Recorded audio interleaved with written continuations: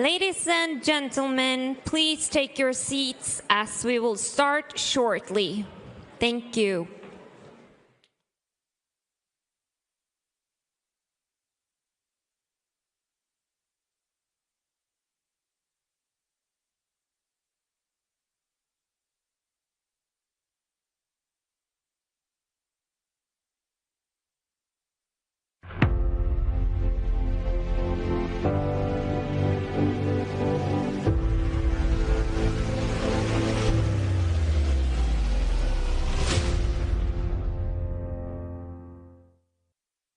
Please welcome on stage the Secretary General of the Norwegian Atlantic Committee, Ket Hansen Bundt.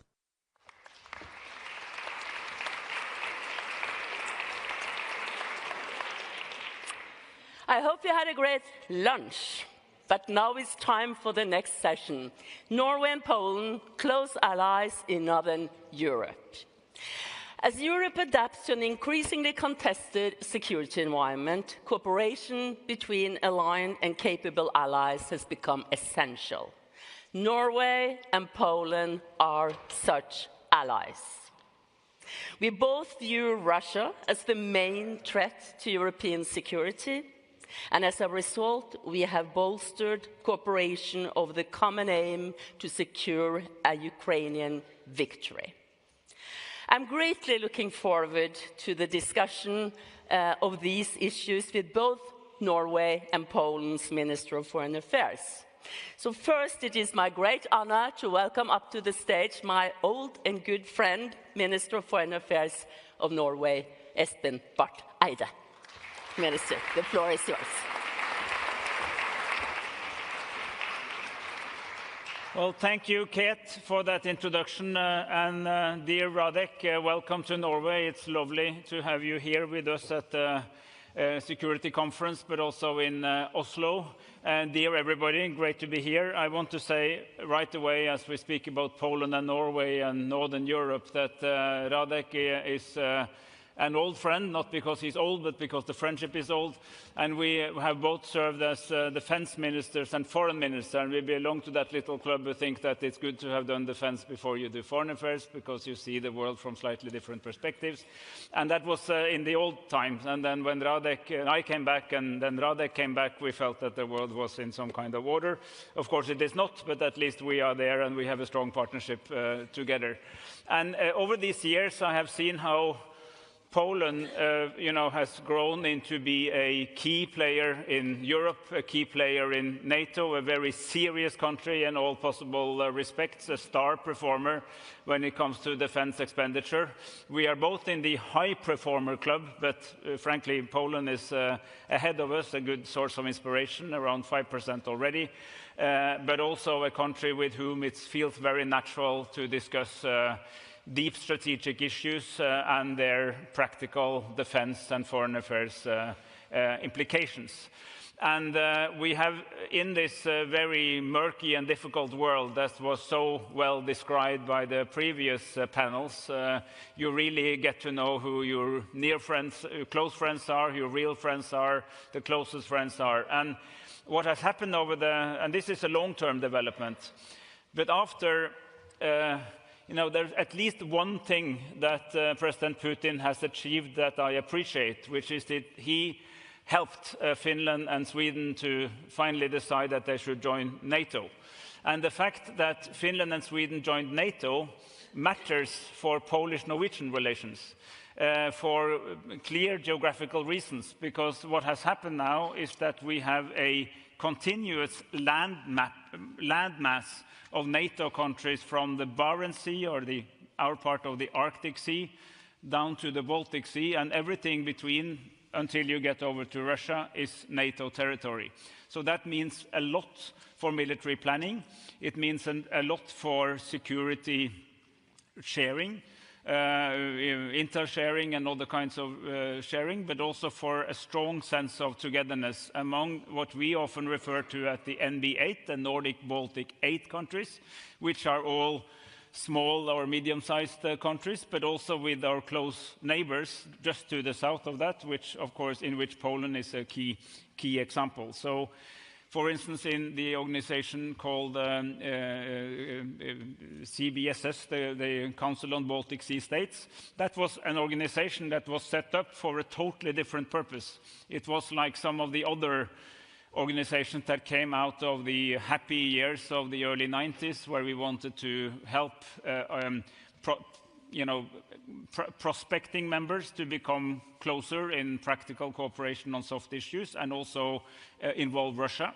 Now Russia has left and everybody else joined NATO, so this is now a club of 10 NATO countries. It's not a subgroup, it doesn't make any formal decisions, but it's one of the frameworks where the NB8 are connected to our friends both in Poland and in Germany. And of course we have a similar, somewhat similar setup in what is called GEF, that is the NB8 plus the United Kingdom and the Netherlands. So here in Northern Europe, in the extended Nordics and the extended Northern Europe, we see a very serious group of countries that work ever more closely together on security issues. And I think I can say that all these countries share a strong understanding of the importance of transatlantic ties. We need to continue to invest in the transatlantic partnership. We need to have the US and Canada with us in our security outlook, and that NATO is the relevant defense organization, that collective defense should happen through NATO. And there is a big room for rebalancing between Europe and North America, or Europe and plus Canada and the US rather, within NATO, because NATO would, even with a different balance, NATO would still have the protocol, the technical integration, the common standards, the command structures and so on that you would need even if you have a more Europeanized NATO. But we all also agree that there is a big room for something beyond that, because security today is much more than defense. Security is economic security, is making practical preparation for civil preparedness and the delivery of civil preparedness. And Norway chose a year and a half ago to enter into a strategic partnership with the European Union on defense and security. Then we made it very clear, again, in the preamble, that the collective defense rests with NATO, but a lot of other things can happen in a close partnership with the EU, and Poland is one of the countries that has been very supportive in that integration into those parts of EU cooperation that we and Iceland, and now also the UK, is trying to link up to without being member in the EU. After all, Norway is the world's leading experts on being in the EU without being in the EU. So we can share that experience with anybody who's interested. To the immediate east of this landmass, of course, is Russia. And as Kate very correctly said, we all agree that the number one security issue is Russia, and that is to such a degree the number one security issue that we have to keep it as number one. And that's actually a rather important thing to say. Whatever else we do has to be structured around the understanding that we have a very difficult neighbor in Russia, and it's not going to get any easier even if we bring the war in Ukraine to an end, maybe to the contrary. So we need to have that long-term planning. And Russia, in their own military organization, they have re-established something that is called, interestingly, the Leningrad military district, not, for instance, the St. Petersburg, but the Leningrad military district, and that's our neighbor to the east of all of us. And that also matters, because that means that from the Russian military outlook, we are in the same club, and we actually agree, we are in the same club. So they're right, and that's also why we have to make that a strong club inside of NATO and the EU. I should also say that since Poland is where we go in and out of Ukraine, either when we travel as leaders and so on, but also where most of the equipment is transported. That's why Eastern Poland becomes very important also in the context of this war. We're very happy that we've been able to take part of the collective protection of that part of Poland with our F-35s and our NASAMS, and that we also collaborate closely on Camp Jonsborg, which is where we teach and train new brigades for Ukraine to use in the war. So in all of this, we have a shared interest in developing our bilateral cooperation or regional cooperation to strengthen all these ties. And I will discuss this at more length with the Foreign Minister Sikorski later, but also how we plan for the long-term management of our relations to Russia and how we keep the alliance together. Norway came out last year with its first ever national security strategy. Some other countries have done that many times, and some are more interesting than others maybe. But we also made the first one in order to demonstrate that we look at security as a broad concept, but we also have to have some clear principles, and to link the defense security in a more classical sense with economic security, with resilience, with shared understanding of long-term developments is very essential. And here, this new North European partnership is very healthy. And it's very good to be able to say that in a world where most of what I talk about are increasing problems, that here we have an increasing friendship, partnership, shared interest, and it's based on a real, genuine understanding of a long-term common destiny. And that's what I wanted to say. And the main show today, of course, is Minister Sikorski.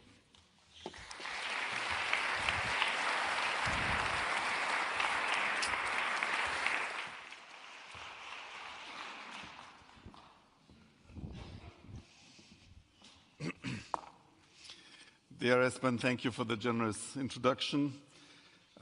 Madam Secretary General, Ministers, Ambassadors, ladies and gentlemen. Yes, it's true that we belong to a very exclusive club of foreign ministers who've been defense ministers. But in the last few days, I've discovered that there is an even more exclusive club. Our new Irish colleague is simultaneously foreign minister and defense minister. I'd just like it to be remembered that when I was defense minister, I bought the first Polish naval strike squadron, which includes Kongsberg missiles, and we bought a subsequent one, and it's not our last word. I am particularly pleased to be standing here before you in this magnificent hall. Because our ambassador tells us that this was the place where traditionally the Nobel Peace Prize was handed over, and one of the last recipients who received it here was Danuta Wałęsa, the wife of Lech Wałęsa, who couldn't come here in person because he couldn't be sure that the communist authorities would have let him back in.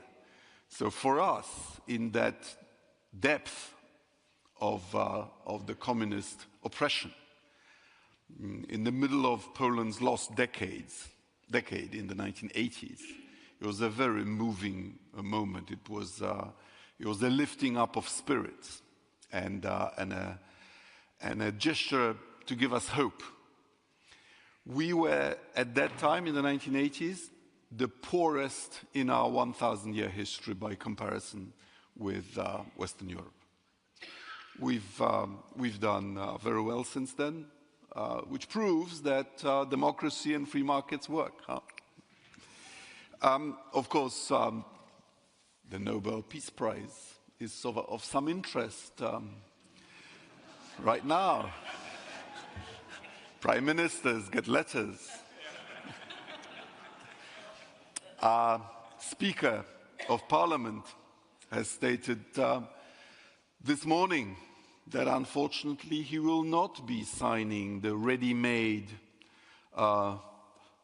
nomination paper for the next Nobel Peace Prize.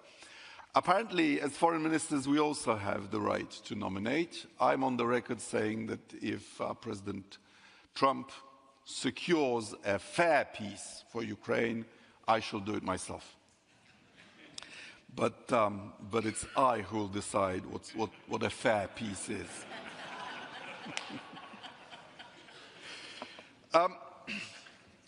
The relationship between Poland and Norway is in the best shape ever. I can't imagine how it could be even better. Last year, Norwegian air defense systems and F-35s were the first to help protect the Polish sky. Defense cooperation has been growing steadily and effectively. Together, as Espen has already mentioned, we are helping Ukrainian soldiers who can now train in Poland in Camp Jomsborg. This year, Norway will be the strategic partner for the Warsaw Security Forum, whose boss is here. That's right. I hope you come in droves to Warsaw. It's an excellent institution. And we hold similar views and concerns. I come here with a simple message. Poland also looks north. We are willing to develop our bilateral cooperation with Norway even further. I believe our countries have a unique role to play on our continent. Our geographic locations give our countries a strategic role in their respective regions with regard to Russia. And it even goes deeper than that. You know, Poland is between East and West. In the old days at NATO, they used to joke that God created Poland for tank warfare. We are trying to get away from that image. And we now like to think of ourselves as southern Scandinavia.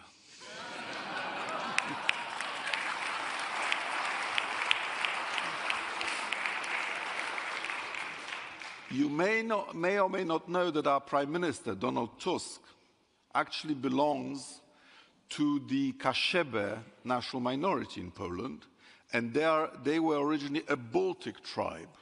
So here you are. Norway is the oldest NATO member in the region, and Poland is the biggest on the eastern flank. We are both investing in our defense capabilities, and I would venture to say that our relevance is increasingly recognized by our American allies. Russian aggression against Ukraine and Russia's hybrid war against Europe continue unabated. Putin still believes he can win. Any misunderstanding within the transatlantic family, any distraction from our real security priorities, encourages him to explore our weaknesses and fosters Kremlin's criminal endeavors. Ukrainian territorial integrity and our own security is a long-term commitment. We support efforts to find a peaceful solution to the war, but we all understand that to have peace with Putin, we need to be united and ready to defend one another. Our strategic goals are straightforward: to keep our transatlantic community strong and united, to increase European NATO capabilities in response to the Russian aggression in the face of an inevitable shift in burden sharing, to address key gaps in regional security and around the Norwegian and Baltic seas. I am impressed with Norway's growing awareness of our shared responsibility for the Baltic Sea, as Espen was just saying. I appreciate your dedication, your willingness to participate in these efforts. Poland is at the moment in the chair of the Council of Baltic Sea States, and we aim to make the organization politically stronger by adopting a more focused strategy for regional security. And I know I can count on Norway's cooperation in this effort. With the impressive world's fifth largest trading fleet and the enormous experience in private-public partnership, Norway we see as a maritime superpower. I do encourage you to take a leading role in two areas. One, halting the growth of the infamous shadow fleet, which I prefer to call clunker fleet, because shadows are harmless. But a fleet of very old tankers that don't fulfill technical criteria, that don't hold actionable insurance, and that ply enormous amounts of oil in a shallow, enclosed sea like the Baltic, is a present danger to the ecosystems and to our finances, quite frankly. Just to convince you how serious this is, I once, a couple of years ago, I asked the chairman of BP how much it cost them to clean up the mess created by Deepwater Horizon. Do you remember in the Gulf of America, once called the Gulf of Mexico? The total cost, the rescue operation, the cleanup, and the payoffs, and the legal costs, $65 billion, half the value of the company. And secondly, we need jointly to provide assistance in the protection of maritime critical infrastructure. As you know, pipelines and underwater cables are being breached, sometimes on purpose, sometimes by accident, but we don't have the right legal framework for dealing with people who do this. The only way to defeat and keep away Russia is to continue degrading their energy sector and to limit the flow of resources to their defense companies. We believe in alliance's principle of 360 degrees. We follow the developments in the Arctic region and share your perspective, enshrined in the already mentioned Norwegian National Security Strategy and your new Arctic strategy. The Arctic is becoming a region of growing tensions. Please be sure that you will not be alone in facing this new challenge. Poland is no newcomer to the Arctic. Next year, we will mark the 70th anniversary of the permanent Polish polar station, Hornsund, in Svalbard. And we've just agreed with Espen that we would go and visit it together next year. Ladies and gentlemen, let me raise two more issues connected to security. First, economic cooperation. As the world's 20th largest economy, which Poland is now, we are ready to step up our cooperation in new fields, in IT, in quantum technologies, energy, space programs, and broader research. I'm also very proud to have learned from our ambassador this morning that the Polish petrochemical company, Orlen, is the 10th largest taxpayer in Norway. In the world of hybrid risks and trade wars, cooperation, innovation, and competitiveness are not a choice. They are a must. Secondly, Norway and the European Union. Norway is no longer a self-sufficient country on the periphery of Europe. Norway is not just yet another European country. You are a pillar of Europe's security. And in a world where long-established principles are undermined, we need more European unity. Rest assured that if you ever apply to join the European Union, I am confident in saying that whoever is in charge in Poland will vote in favor.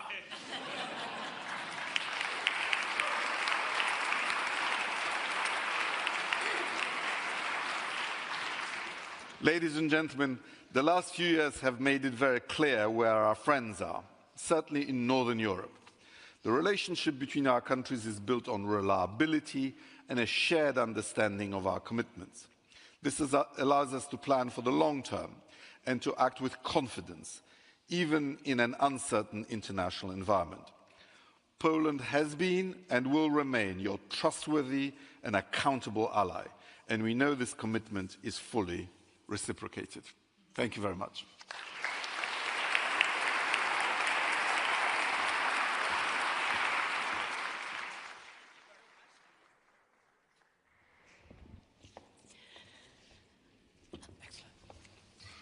Thank you so much to both of you for your statements. I now look forward to discuss the Norwegian-Polish or the Polish-Norwegian relationship. But I would like to start with Mr. Sikorski. I think it was in December I read an op-ed written by you. Where you started, it was called Never Again. And you started by telling us what keeps you awake at night. Would you care to share your nightmare with us here today? Well, remind me which particular one I was... there are so many and the number seems to be growing. I think it was the rule-based international order, and we can't start this conversation without, commenting a little bit on what's going on in the beginning of this year. It's been some strange comments from the other side of the Atlantic. You wrote about that this international order that, was shaped by the memories of 2 world wars and Holocaust. Well, in Poland we are mostly Catholic, so we know that human nature is fallible, but and that we are sinners. But it's still nice to have the 10 Commandments as an aspiration. Yeah. Exactly. And this is how we think of the rules-based international order. That's good. There have been many breaches over decades, but it was still a reference point. Yeah. Yeah. And now some people say that we don't even need it as a reference point, and that's a problem. We all know that the UN Security Council, for example, doesn't reflect the distribution of power in the world. No. Not a single African country, not a single Latin American country is a permanent member. India, 1.5 billion people, not on it. And, with the invasion of Ukraine, a permanent member of a body that was charged originally with maintaining the peace, uses its membership as an immunity from prosecution for an act of blatant aggression. Yeah. So sure, the UN is in danger of going down the route of the League of Nations. But that should not be a pretext for dismantling it altogether. Also because so many UN agencies do sterling work, UNHCR, World Food Programme, and many others. And also if you are proposing an alternative, the alternative should be better than the original. And that's not what we have at the moment. No, that's true. Espen, would you care to comment a little bit? Are we into as a predominantly Protestant country, because we traditionally take the scripture literally. But the other part of Protestantism is that you're actually supposed to interpret yourself. So there's some space for discussing what it actually says. But I agree with you. I think we all knew that this was never perfect. This was also very central to Carney's very important speech in Davos, that it was a good order for many of us, but it was never perfect. I mean, that's good to say. But I mean, there are institutions that came out of that Pax Americana or Global Liberal Order, which are worth preserving and adapting and modernizing. The World Trade Organization, either you have it or you don't, but if you don't have it, that's very costly for the world. You need to deal with that, but you also need to engage with are there some rules that has to be changed? We need to keep the UN, but also develop the UN. And the 3 core principles is basically, thou shall not invade other countries. That's a good rule, in my view. Thou shall try to cooperate economically when you can. And there shall be human rights in all countries. That's never been perfect, but the principles are not bad. These are good principles. Don't change borders by force. Yeah. I mean, the principle is good, because and the connection actually between that principle and the principle of human rights is that there shall be respect for human rights within the borders, and then the borders doesn't matter so much. Far from reality, of course, but these are good principles. But we need, in the world we live in now, to really engage with how we can not only preserve, but also invent and modernize and further develop after 81 years after the Second World War. Yeah. Sikorski mentioned that Poland is looking north. And as Europe adapts to more fragmented and contested security environment, how central is regional cooperation in different shapes, but most definitely in Northern Europe, to Poland's overall security thinking, Sikorski? Well, we traditionally have won and lost most, if not all, our wars on land, whereas your fortes are at sea and in the air. Exactly. Which means that we are complementary. And this northern dimension of our policy is that we are natural allies. So for us, the sense of threat from a Russia that has adopted an imperialist state ideology, for us, it's not an option, it's existential. This is what binds us together. And when I talk about southern Scandinavia, I don't mean just the security dimension. I mean that this is our ambition, that's the kind of society we want to be. You know, there are threats to democracy, polarization and so on. And it seems that smaller countries are better positioned to withstand them because it's easier to maintain trust. Yeah. And we also aspire to your social model, whereby the economy is free and competitive, but government is clean and social services are at a high level. That I think is something that unites us. When I first time I met Thomas Ylvis, who was the foreign minister of Estonia and then later president, many years later become president, the first thing he told me, very first thing to introduce his position was that, Espen, we Estonians want to become like you, another boring Nordic country. And you know, actually, thinking back, it was not such a bad for exactly those reasons. So, but I felt that over these years being very close, you know, and many times together with Radek, but to see this developing Nordic-Baltic plus, and Poland included here, is that we learn from each other. You know, that the countries that came out of the Soviet Union or the Warsaw Pact bring with them a very relevant experience that we are well advised to listen to and learn from. And in the early days, that was seen as they hadn't really got the new memo of you know, harmony and togetherness and let's all give each other a big hug. But it turned out that that experience was actually quite relevant. On the other hand, the Nordics have also some experience, some sisu and some calm and so on, which can also be helpful. So I think we have mutually developed together, you know, building on these different experiences in our outlook. So it's much more than just a pragmatic cooperation based on day-to-day common interest. It's actually growing into something deeper. And we will be the first ones to say that we're happy that the formal institutions we belong to are big, like NATO and the EU and EA and so on, but to have this regional partnership for the long term is, you know, makes it stronger. So we're strengthening. I think this kind of cooperation makes both NATO and the EU stronger. And then one point of geography, if you're Russia and you want to sail west, there are three ways out. First one is through the Black Sea and out through the Bosporus. Whereas the Bosporus, thin line, NATO, Turkey is NATO, can be choked very easily. Then there are two remaining outlets, that's the Baltic Sea and the Barents Sea, the Arctic Sea, and that's it. Otherwise you have to go the other way around. So if you're interested in what you call not the shadow fleet, but the Clunker fleet. But also the more sort of military dimensions, you know, being in control of these waterways is actually very relevant for strategic purposes. And as Radek says, you know, they have a traditional land focus, so does the Finns.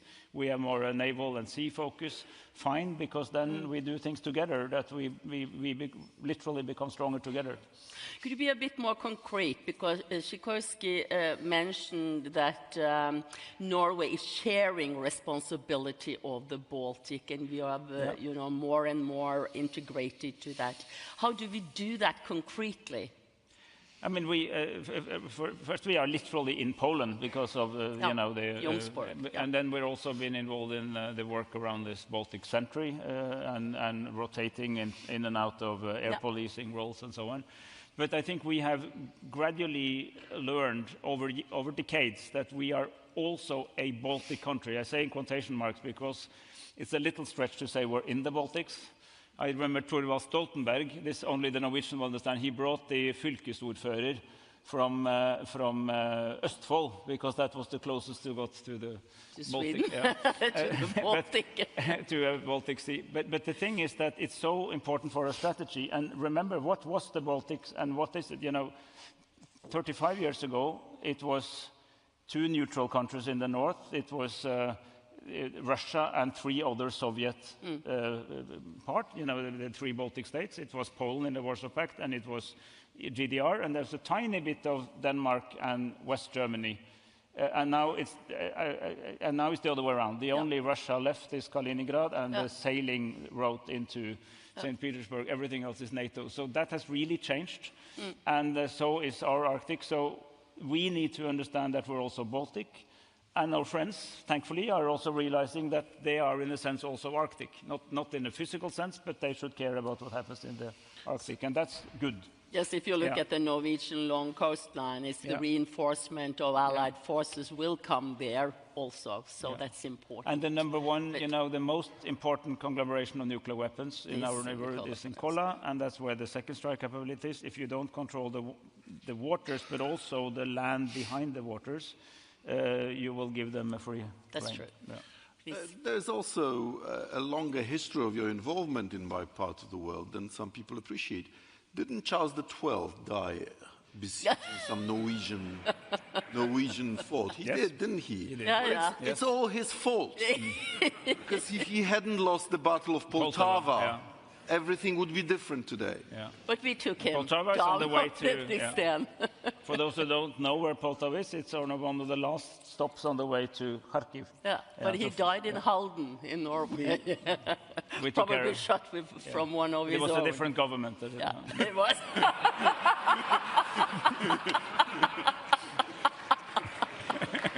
Okay. At least you were not defense minister at that time. No. You both have been Minister of Defense. I think that's how valuable, or what does that do with your view as foreign ministers to have had the experience of being defense minister? Well, first of all, defense ministries are harder to run than foreign ministers. Yeah. You have, in most countries, between 20 and 25 times the budget. But it also teaches you to be much more concrete and results-oriented. Yeah. They have also different institutional cultures. So at the defense ministry, when the minister says something, on the whole, they try to carry it out. At the foreign ministry, a minister's decision is an invitation to a discussion about whether it's a good idea. Okay. Espen, did you recall that from your... Well, what I would say is that, increasingly defense ministries and foreign ministries deal with many of the same issues. I see there's another former defense minister on the first row. But, in defense, you need to be at the strategic level, but you also have to make sure that very practical things happen. Not that you do it yourself, obviously, but you must ensure, because you need both to have a strategy, but you also need to know that there are batteries for the radio and you can charge them in the field. I mean, that whole spectrum, and that is more present in everyday life in a defense ministry than in the foreign ministry, and that's a good background, actually, that you have things have consequences, but also to be in charge of the military. And of course, we are the CHOD. It's also a good experience is that it's an organization that has first it's there to fight wars, obviously, and to prepare for that. But also that if something, they're trained to sustain themselves in very critical situations. So if somebody says that something should happen here, it actually happens over there because there's a chain of command. And they can, you not only take care of the enemy, but also make sure that you're still around when you do it because everything else fails. So that's an experience which is a good background. Sikorski, do the recent developments around Greenland and the High North change how Poland thinks about European security, interdependence, and its relations and dependency of the United States? Well, we signed the Paris Declaration on Denmark's sovereignty. We make no claims on Danish territory, even though we had a war over Bornholm in the early 16th century. Okay. But speaking seriously, I wish the issue would just go away. Because the United States has complete operational freedom in Greenland. Also in, literally tomorrow I'm flying to Washington to a critical minerals conference that the United States is convening to try to see what we can do vis-à-vis this Chinese blackmail. Yeah. And of course, Greenland is open to American and anybody else's effort to find these materials there. And we even had a concession. Even Poland had a concession once. So it's an unnecessary distraction. I would like to follow up. You invited us to the European Union and said that you or any future Polish government will vote for a Norwegian membership. But I'll tell you more. Okay. Because I saw this excellent series about Norway called Occupied. Oh, yeah. Which, if you haven't seen it, is the evil European Union getting the Russians to occupy Norway and collaborating with the Russians. Well, as long as I have anything to do with the Polish government, Poland will not participate in the occupation of Norway. Okay, good. That's a deal.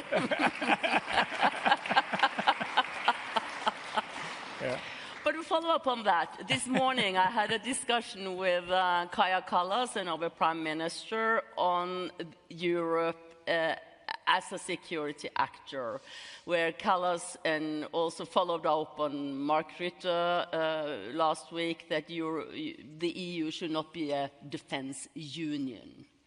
How do you see it from Poland? Well, here you're treading on my sensitive nerve, because this subject has been a pet subject for me for decades, actually. But it's a sorry story. After the wars of the Yugoslav succession, in which 200,000 plus people died, we decided at that time to create a European intervention force of between 40 and 70,000 people, and nothing happened. Then the British, when they were still members, devised this concept of battle groups. And theoretically, at any one time, there are 3 countries that are on standby and delegate a battalion each to a brigade-size unit, which theoretically could be used in some kind of emergency. But they've never been used because the 3 countries would have to agree simultaneously, because they would have to pay for it, because the risks would be disproportionately falling on them. And we've promised ourselves in the Lisbon Treaty to have a common foreign and security policy, which is mostly not observed. On anything important, the largest member states act unilaterally or jointly amongst themselves. We have had some EU military operations, but very marginal. So there was a strike on some Somali pilots 15 years ago. There were some peacekeeping missions in Africa, but very, very low level. When I was a member of the European Parliament, I was banging on about it all the time. You know, what has to happen? Does Putin have to invade Ukraine for all of you to understand that we should not be defenseless? And I think this question is becoming more relevant at a time when our American allies are telling us frankly, we do not have either the capacity or even perhaps the will to attend to 2 crises simultaneously around the globe, and you have to take better care of yourself.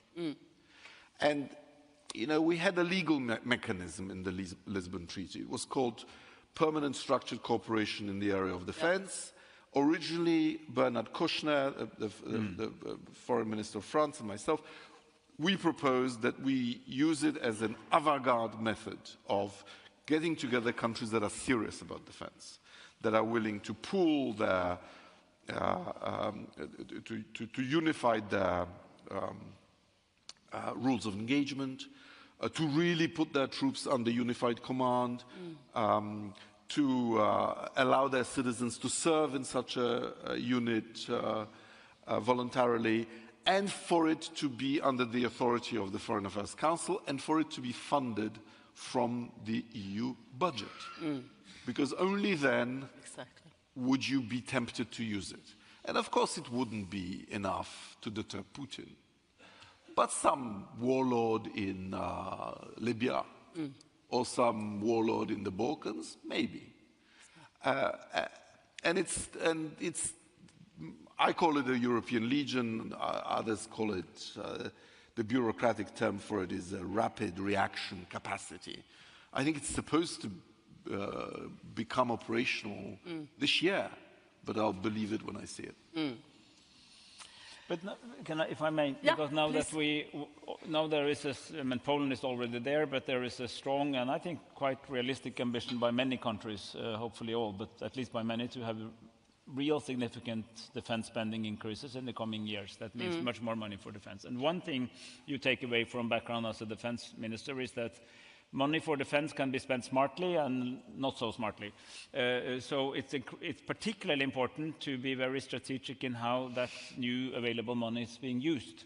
And here that is used, you know, that there's more and that it actually get bang for the bucks, which also has to do with development of defense industries, including in Europe, and that it is used smartly and that it's used together.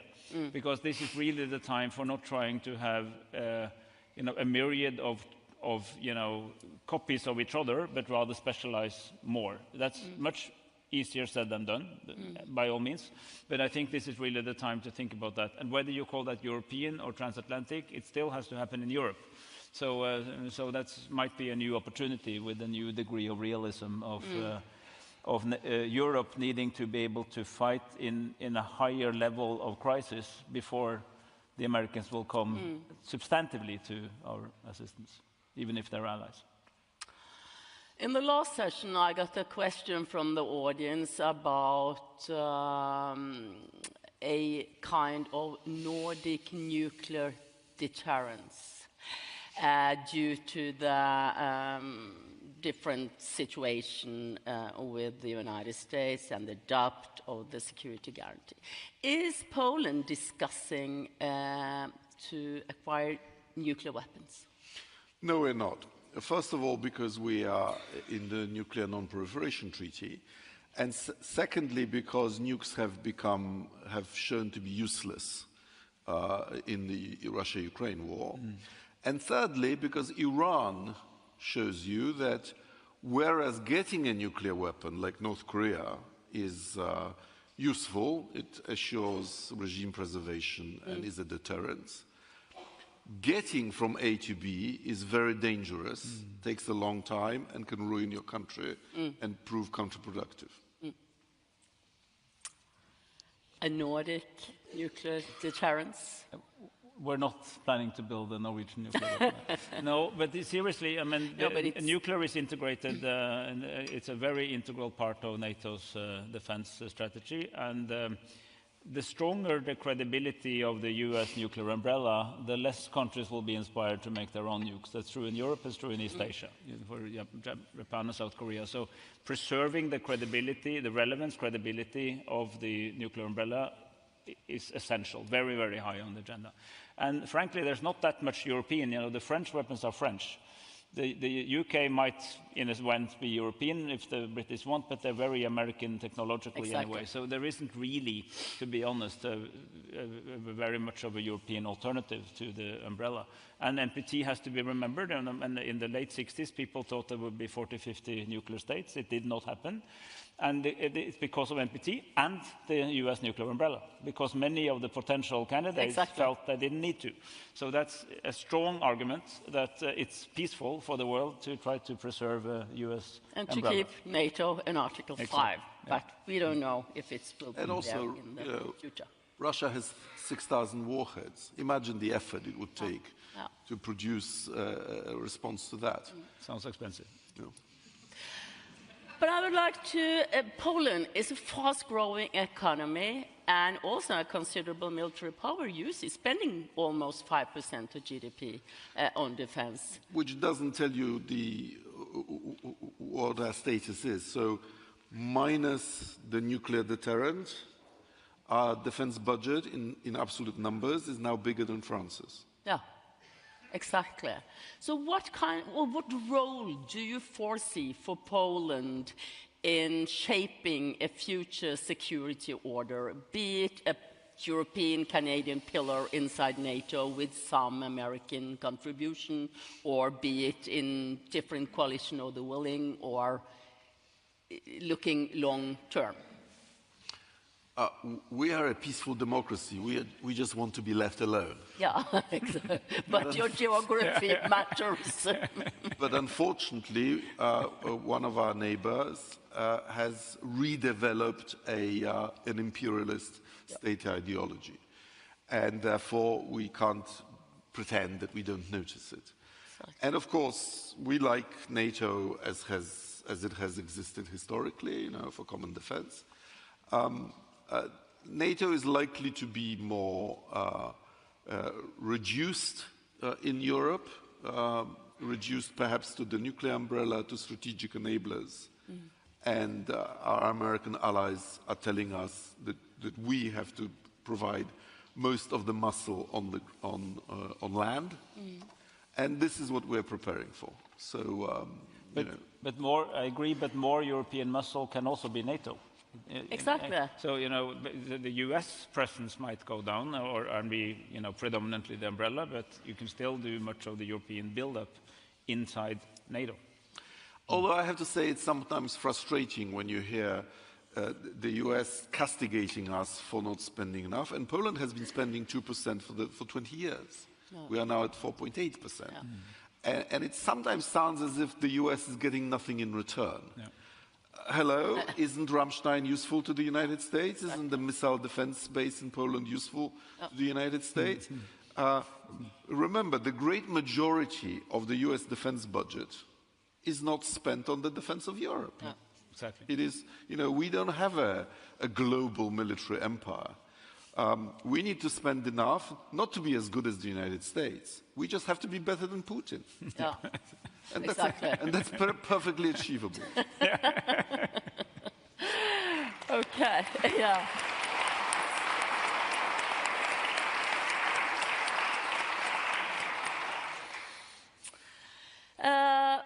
We have to talk a little bit about Ukraine and our common efforts to secure a victory for the Ukrainians.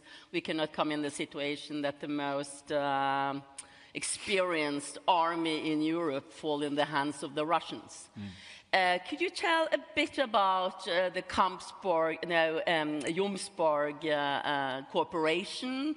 And you built it very fast this summer, the Camp Jomsborg. How is the cooperation functioning, and how is this contributing to deepening our cooperation, Sikorski and then Espen? Well, we've leased a piece of Polish territory to Norway, and we're very glad that you are developing a training facility there, which hopefully will be useful when the coalition of the willing helps to preserve the peace in Ukraine. Let's be honest with ourselves. When the Russians invaded, very few of us thought that Ukraine would be able to sustain this for 4 years. Exactly. I mean, when you take a broad view, Ukraine overperformed. Europe and the United States also overperformed. I thought we would I thought we would be lucky to get Russia cut off from SWIFT. Yeah. Actually, our sanctions have gone much further than that. And if you'd asked me on the day of the invasion whether the United States would risk its sources to provide Ukraine strategic intelligence to deprive the Russians of a plausible casus belli, that was actually brilliant and brave. We also made some mistakes, I think, in 2023, when Ukraine was on the march. The then administration deterred itself from giving them more support to try to win the war. And in general, we have rather been in the frame of mind of helping Ukraine survive rather than giving them enough to win. Yeah. And this is why this war is taking so long. Espen. Indeed, and Kampionsborg is part of that, because that's where we help train the new Ukrainian brigades. And I think a key question now in the ongoing discussions about security guarantees, the most important guarantee is a guaranteed continued support for the Ukrainian army and military capacity in the long run. I mean, there are other elements to it, but the first deterrent has to be a continued strong Ukrainian military capacity, which might be a somewhat smaller in number than while you fight war. That's also for discussion, but which of course needs the capacity to not only defend but also be somebody you don't want to attack from Russia's side, and then everything else comes later. So to focus both on how to get to a ceasefire, but also what it's going to look like after that ceasefire and after an eventual peace is very high on our agenda, and we can never. You always, you have to get to the future, but you have to think about the future as well. Exactly. And there is an increasing amount of shared energy spent on thinking about what is the post-war status of Ukraine, how can we help them after the war, and how do we deal with Russia when they're not tied up in Ukraine any longer. And that thinking needs to happen now. Because the final days and weeks of every war in history, a lot of things fall into place, for good or bad, and then you're stuck with them for decades. We know that from so many cases, and if you're not firm on what outcome you want, and it has to be more advanced than just stop the killing. I mean, that's a good goal, but that's not it. It has to be defendable, understandable, clear. There has to be some surveillance. Somebody has to monitor, and you need to know what to do if it fails. Otherwise, it's not a real peace. If I may just jump in, I'm really concerned about this, because if we have a ceasefire along the line of contact, that's not a natural border. No. Ukraine needs defensible borders at the end of this process, and the line of contact ain't it. And if that's where the armistice falls, it's a recipe for another war. But looking at the different, the US involved in trying to get a ceasefire or a peace negotiations, I think that Europe is always acting reactive. Isn't it possible to get some initiative from the European side first? I completely agree with you. President Trump likes to ask partners what cards they have. Yeah. And the last two cards that the US has is some intelligence sharing to do with targeting, plus sanctions. Yeah. We are now bankrolling the Ukrainian state, and we are paying for the war. And yet we have to sometimes beg the US to even be informed about the state of their negotiations. That's not how it should be. No.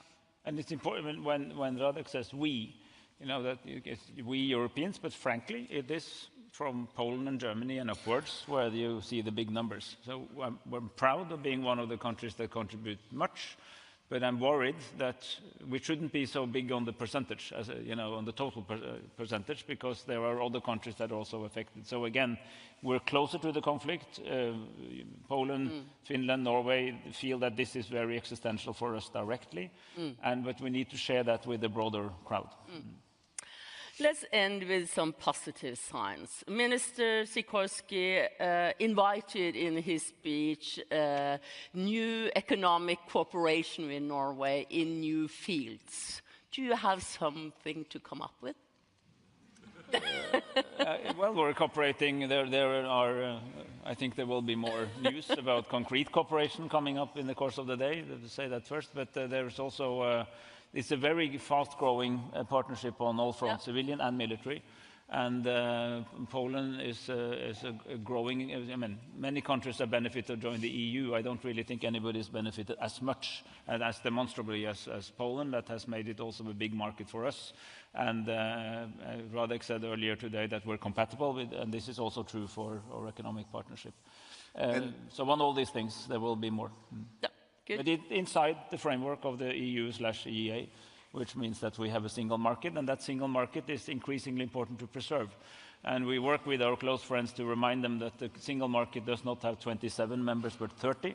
So please remember Iceland, Norway, and Liechtenstein every day when you get up in the morning. And that's always work in progress. Yeah. And when people say they are half Scandinavian, we should accept them. Bring it on. Yeah. There's space.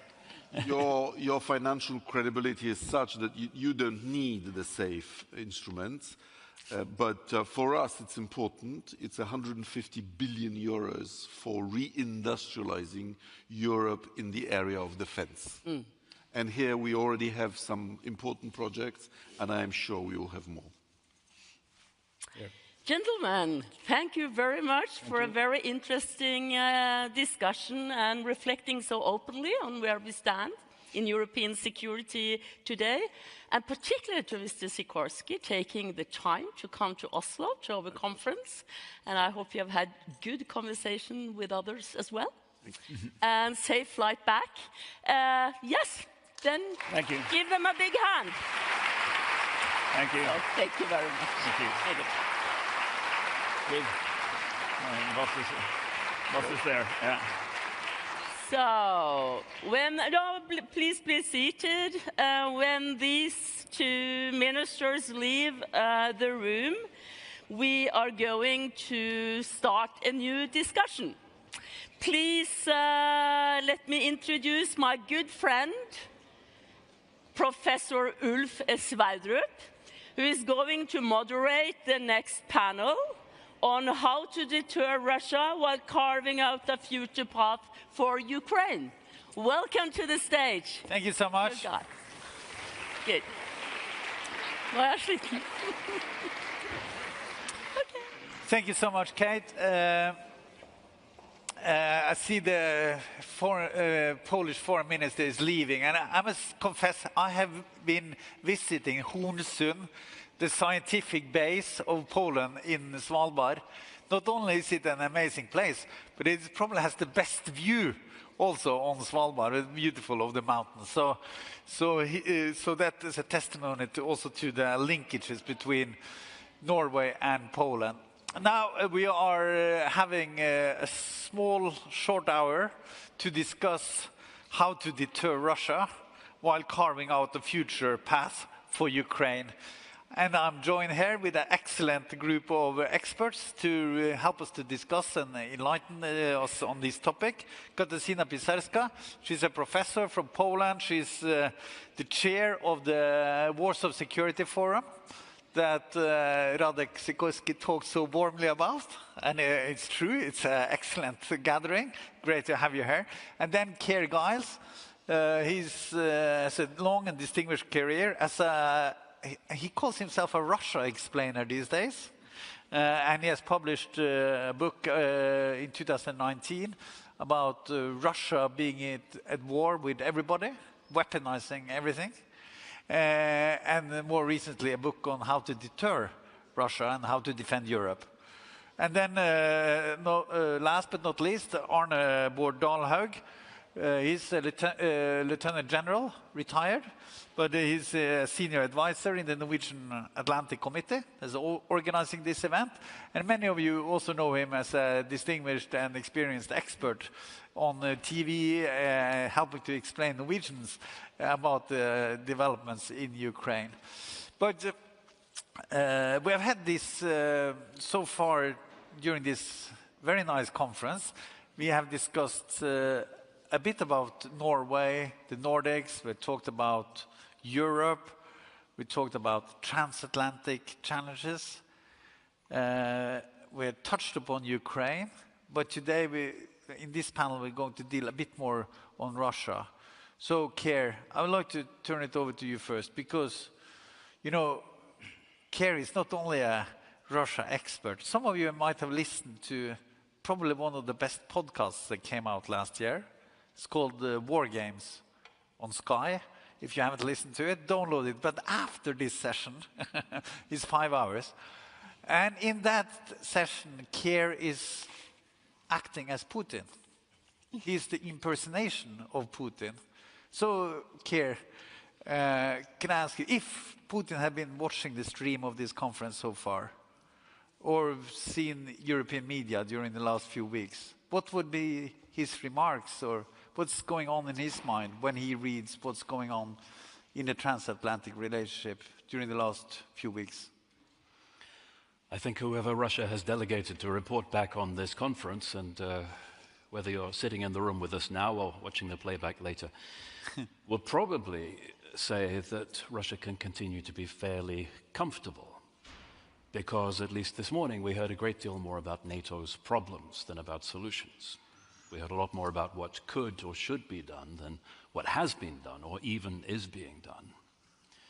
Leaving aside that whole question of how Europe should deal with Donald Trump's America, which I'm sure will come up again in the discussion, despite having been done to death this morning, it's as plain to see from Russia as it is from Europe that the divide in Europe is still alive and strong. The divide between those countries that are frontline states and don't need to be told to spend on their own defense, and the countries that are west and south of Warsaw, some of whom think that they have now bought off the United States with a promise of a more or less fictional 5% and can now go back to sleep. Either through working that figure through accountancy fudges, balancing budgets, moving things from one bucket to another, or by incremental increases of 1/10 of a percentage point of GDP per year, and looking for targets far, far in the future, which are far beyond when they're assessing Russia might be ready to test them. So in that respect, time is on Russia's side, especially because Russia can pick and choose the moment when it decides to agree to whatever ceasefire package is put on the table by the United States, meeting all of Russia's terms. Ukraine, of course, does not have the same luxury of time. And Russia can always drill deeper into what is actually being done about defense and resilience across Europe. They can compare the words and the actions in terms of security, in terms of preparing populations, in terms of tackling the shadow fleet or the clunker fleet, where, yes, this must be done, and then it continues to fail to happen. Not to mention all of the discussions we had this morning about the input side of defense, spending, how much is actually spent on defense as opposed to what it buys. Now, even the 5% is not being used as an instrument of shame for those countries that appear disinclined to meet it, let alone the defense output, NATO's regional plans and the yawning gaps in them between what countries have promised and what they're actually delivering. So, sitting back in Moscow, I think Russia, for the time being, and Putin and those around him, can be relatively relaxed and can choose their moment to extract the maximum possible from an end to major combat operations in Ukraine in order to prepare themselves as best possible for their next move. Just pick up on, so during the last year, we've seen the oil price drop quite significantly. There are more systematic attempts now to address the parallel fleet, or the dark fleet, or shadow fleet, or whatever you call it. You see that the Ukrainians have been quite successful in targeting different refineries and different elements, and due to the sanctions, it's getting harder for Russia to repair their production facility, etc. So, according to some reports, at least, there's more pain and less revenues generated for the Russian. So, what's your take on that aspect on it? Because you painted a picture of, well, Putin should be rather confident, but there are some signs that, of course, this is not a kind of easy switch on or off, but the pain of this war economically for Russia is also increasing. Not to touch upon the human costs he's imposing on his sons and daughters. Well, let's separate out the short term and the long term. In the short term, yes, it is inconvenient that Ukraine is enjoying success in targeting some Russian refineries. Inconvenient rather than painful because of the sheer scale of the Russian oil refining industry and how little of it can be reached. But still, it's a successful strategy, and that's the reason why the United States constrained Ukraine from doing it up until the very end of the Biden administration. Does it hurt? Yes. Does it hurt a lot? No. Is there action against the parallel fleet, the shadow fleet? Well, we hear in the UK that after years of calls to do something about it, they finally found a legal justification for doing so down the back of a filing cabinet somewhere, which for a government of lawyers in my country ought to be all they need, but yet we don't actually see the action yet. I hope that may change. And I hope it may impose greater costs on Russia, forcing them to find another means of deriving that revenue from their oil exports. But I'm not, for the time being, holding my breath, given how difficult it has been to achieve any agreement on that so far. In the long term, it's a different picture for Russia's economy, for its demography, for the state of its country. All of those are going to be in a very dire state. The country is suffering permanent economic damage that will be irreversible over the long term, but this appears not to be of a concern to the current Russian leadership, because the messianism, the drive, the mission to restore the empire, the mission to rebuild the Russia of Putin's imagining, and let's not forget tens of millions of Russians with him, is more important than the long-term outcomes, it seems. So, in the long term, in so many ways, Russia is going to be a very much weaker state, but we need to survive the short and the medium term. Okay, thank you so much. I should have said initially that, of course, you can join in on this discussion by using the Slido. And we talked between ourselves that Slido is actually an engagement killer rather than a facilitator. So if there's a microphone out there, and if you want to raise your hand and stand up, so let's bring the microphones on as well. Or Kate is shaking her hands, but I think we can give it a try at least. Anyway, Katarzyna, let's move on to the ongoing negotiations on a peace deal or ceasefire or whatever. It was supposed to be a new round in Abu Dhabi or today, but it's postponed, as I understood. And apparently, over the weekend, the Americans met with the Russians, talking very promising discussions without the Ukrainians at the table. So, but how do you view the peace talks and the prospect for those, as you see it from Warsaw and from being a European leader? Absolutely. Thank you. And first of all, it's a pleasure truly to be here. As Minister Sikorski said, Norway is the partner country this year of the Warsaw Security Forum. So we have multitude of engagements this year with different partners, from the parliamentarians to civil society to think tanks such as the Norwegian Atlantic Council. It's a really pleasure to be here. And of course, we invite you back in October to Warsaw. Now, to answer your question, I think to understand these negotiations, and I think there's a general understanding of what's going on that is equally in-depth in Warsaw and in Kiev. So I think when I speak with my Ukrainian friends, I think they think pretty much the same as we see this in Warsaw. We make a number of assumptions that sometimes it feels the media don't want to make and the politicians are afraid to make, but you have to make when you look at these discussions and negotiations. And the first and the most important assumption is that in these negotiations, Trump favors Putin over Zelensky and favors Russia's point of view over Ukrainians. Yeah, and this is the starting point that you have to start from to even start understanding what's going on in negotiations. Second, Trump, of course, follows less so the US interest. I think we saw this in Greenland and other cases, much more so his own interest. Whatever that interest, however you define it, whether it's an ego or financial gain that he sees the negotiations with the Russians, for him are really the real partners of these negotiations, as a larger deal. Ukraine is a sideshow to these negotiations, which has to be dealt with because the world expects him to deal with it, and he might get that Peace Prize Nobel if he does this right. But in reality, what's interesting for him is what the Russians have to propose to him and his entourage. Less so to the United States, because the Russians, as you know, have never been a major trading partner for the United States and have, even in energy, more of a competition, has been more of a competition than really a collaborator for the United States. So that's what you have to understand on the American side. What you have to understand on the Russian side is that Russia believes that time favors not only Russia, but time favors authoritarianism.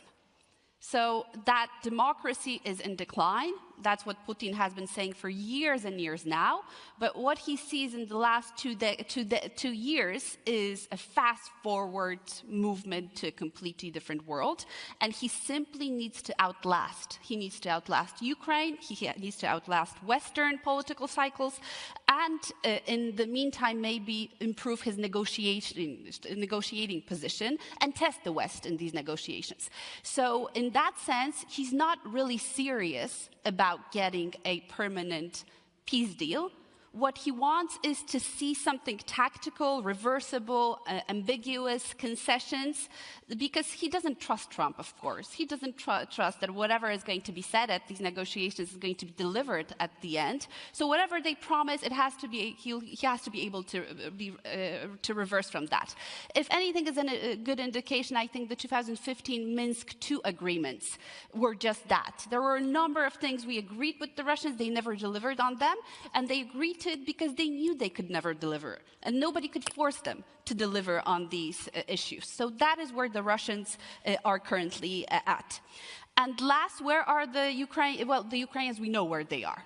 They are in a very difficult situation. They're trying to get some kind of security guarantees. They understand that these security guarantees will not be in any way ironclad. They're trying to test what is at all possible and how much they can engage the Europeans, of course, with the big wish that actually European troops, NATO troops, will find their boots on Ukrainian soil, which for Putin is completely unacceptable. That is one thing that would be game over for Putin if actually European peace troops would find themselves around Kiev, because that would go counter-narrative to everything he said to his population, that he's fighting the war to keep NATO out of Ukraine, away from the borders, and not back in. So Putin cannot agree for this. And last, where is Europe in this? Well, I think, and that's the good news, Europe is united in diagnosis of the situation. So we understand what's at stake, but we are not aligned on security threats, what you said. So there is, how much really risk are we willing to take to help Ukraine? Because I think, majority of Europe agrees we have to help Ukraine.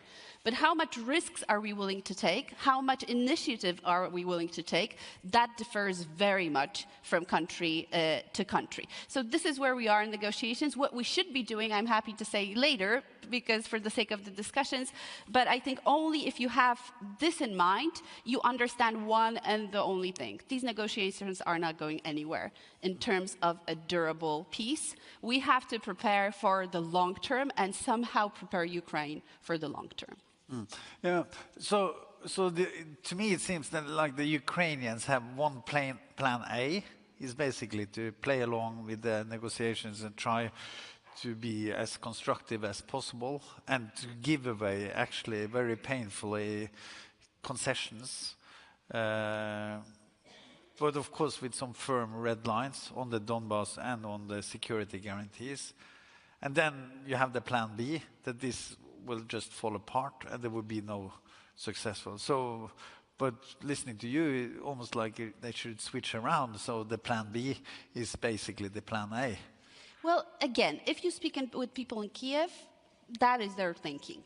Yeah. Even if you speak about it with people on the streets, only 15% of Ukrainians believe that this is going to succeed. 15%. There's no hope that these negotiations will go anywhere, especially that it's clear that the main issue, so giving up Donbass, giving up the fortifications, basically means giving the only security guarantees that Ukraine currently has. The fortifications in Donbass are the security guarantees for. So what would you replace it for? For what exactly? I mean, how much would we have to promise and deliver for the Russians, for the Ukrainian soldiers to actually decide to leave these fortifications? I think, mentally for Ukrainians, that would have to be something incredible. And Zelensky has said this many times, he will not do anything without public support. Anything, and especially giving up land, moving around. He talked about referendums and so on, and that is not there. And neither, that's a different story, the state of mind of the Russian and Ukrainian societies. Both are also, although the Russians actually today seem to, the society is fatigued with the war, would like to see a resolution, but without giving up any land, just freezing the border. The Ukrainian society also wants this to end, but is not willing to give away anything more than it already had lost. Okay, thank you so much. You touched upon, you brought up several issues that we need to come back to, also to European cohesion, etc. But I want to bring in Arne Bård as well. So, from your perspective as a military expert following the battlefield also in Ukraine and the situation, could you give an assessment, an overview of how are things unfolding in Ukraine now? We heard from Radek Sikorski that it's quite amazing to see the endurance and the strength of the Ukrainians, how successful they have been for not only 4 years, but for 12 years in trying to fight back on the Russians. So, but how do you see it now, after weeks and months of systematic attacks on energy infrastructure from the Russian side, etc.? Yes, thanks a lot, Ulf. I'm slightly concerned that I have to admit that I basically see the world like you do when it comes to the peace negotiations and everything. And if I may address a few words on where I think I see these negotiations going, I will do that first, and then I will briefly comment on how I view the battlefield situation. I think it's just been that, I mean, as I said, I do agree a lot with what you said, and I think it's one thing we should be aware of is that it's very evident to me that the United States never pursued an outcome to the war that would reinforce international norms or the principles of international law. And I think that's quite important, because all proposals advanced by Trump have basically accepted that Russia may seize territory from a neighboring state and makes it its own. And I think that's a really bad assumption to start with, but that's where all the peace talks have started. Basic problem with the one that's now also on the table is that the Europeans, the Ukrainian, and the US has reached some kind of agreement that is, in a way, acceptable to Ukraine and also acceptable to the United States and also to Europe, of course. The problem with all these so-called negotiations is that there is never a plan to put enough pressure on Russia to make them give up on the maximalist political objectives of subjugating Ukraine and just take away the sovereignty from Ukraine. That's basically what they are looking for. And of course, the problem is that the present draft of the peace agreement, or whatever we like to call it, is that it's viewed as not acceptable from Moscow. They have been very much clear about that. And so I agree to the fact that I don't see that these negotiations are going anywhere. And of course, I mean, if Ukraine were to concede Donbass, it would also entail the loss of terrain of considerable strategic military importance. And normally also when these issues are discussed, we don't discuss how much freedom does Putin have to end the war. I mean, Putin needs very much a convincing victory. That is obvious that Russia won the war. There must be no questions in the aftermath of the war if it was worth taking all the losses. And that's important to understand. Putin has for sure never envisaged an end to the war with an agreement that would actually constrain the freedom of maneuver for Russia vis-à-vis Ukraine. I mean, just imagine if you look at this from Moscow, and every now and then I feel like Putin's spokesperson on these issues. I mean, the optics of the war, I mean, you should remember it has produced 2 new NATO members.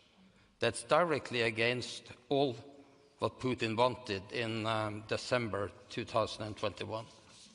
It's left roughly, if you accept where the front line is now, 80% of Ukraine will still be under Kyiv's control and orient towards the west. The war has inflicted enormous Russian losses for minimal strategic gain. Resulted, it could, on Western troops on the ground. I mean, unsurprisingly, that's viewed as a catastrophe from Moscow's perspective. This is how the proposed settlement looks from Moscow, even if it's tilted quite a bit in the Russian favor. So, I mean, if you view it through a lens like this, it becomes apparent that you really will have to use the most forceful measures to make Russia accept some compromise, because this really doesn't look good. And this is the kind of agreement right now that I don't think Putin will actually be able to live with. I mean, the survival of the regime could very well be at stake if it doesn't end up with a good enough agreement. So the best way, of course, forward is to see to it enough support to Ukraine to put a lot more pressure on Russia. And so how is the war going? Arne, so Yes. we stop there and we return to the, because I want to take in care on this, on the peace agreement. So what we hear from Arne is that, well, Russia is not ready to give anything in the peace negotiations, and also the same we hear from Katarzyna. So, and you also said that initially that Russia is probably in a feeling that in a pretty good situation. Then the question is then, how can we, the West, help to support Ukraine in order to achieve more pressure and to change some of the facts on the ground, or change the situation? And as part of that, also, what kind of vulnerabilities do you see in the Russian economy, in the Russian system, that could kind of change the Russian configuration or outlook then? Well, Arne pointed out that Russia is not going to accept a ceasefire, that will not allow it to violate the ceasefire or to restart the conflict at any time. And that's completely correct. He also said that the war continues because the coalition backing Ukraine, led by the United States, has not decided to end it, has not decided to intervene to bring it to an end on the basis of the international norms that we all say we subscribe to. Of course, that goes both ways, because both coalitions supporting each side in this war, the coalition supporting Ukraine, the coalition supporting Russia, have decided not to intervene. To significantly change the course. To decisively intervene so that it brings it to an end, as opposed to keeping both sides fighting for as long as possible, for very different interests, whether you are China or the United States. So the wild card that has been introduced with the arrival of Donald Trump has, in effect, rescued Russia by extending the period for which they could keep this going. But at the same time, it could come to a very sudden end in an unexpected manner if it were Ukraine, not its coalition, but Ukraine itself, that decided that Russia had finally succeeded in making life in its cities unsustainable, and therefore it had to accept whatever terms were dictated with the facilitation of Donald Trump. That is not going to happen to Russia soon. It will take far, far longer for that impact, that attrition, that devastating damage to actually influence Russia's decision-making calculus, particularly because they have the kind of support from their coalition backers that are actually meaningful.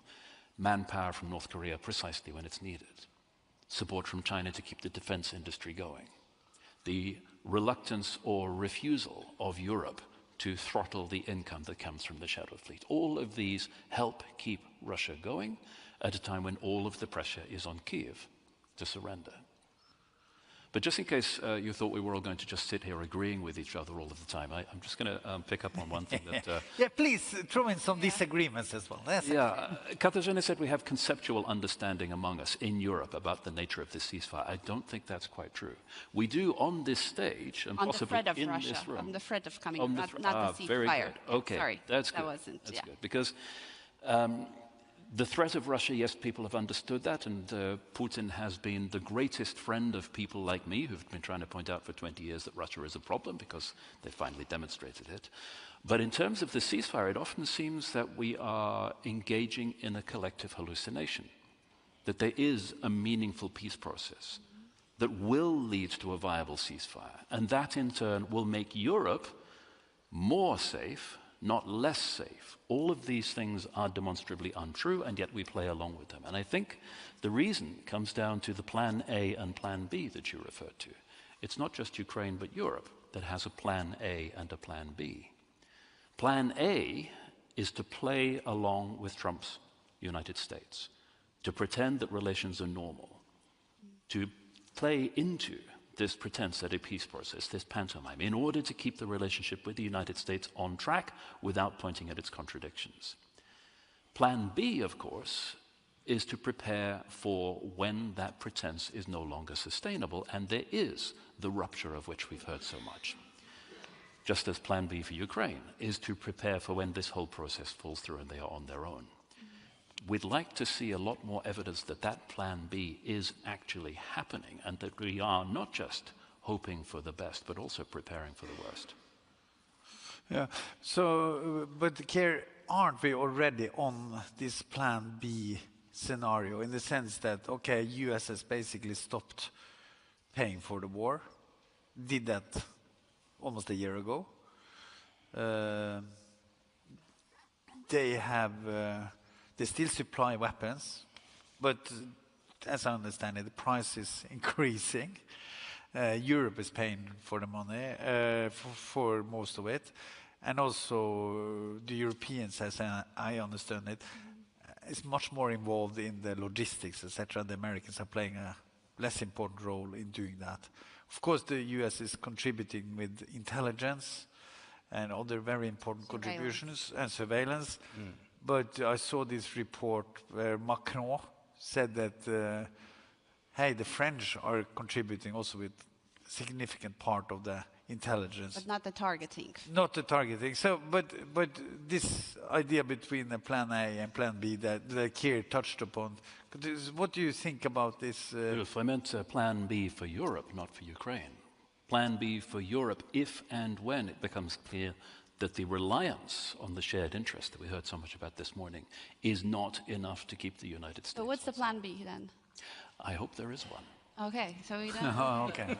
Yeah. Okay. But what, so, because this, you touched upon this, Katarzyna, about European support, European homogeneity,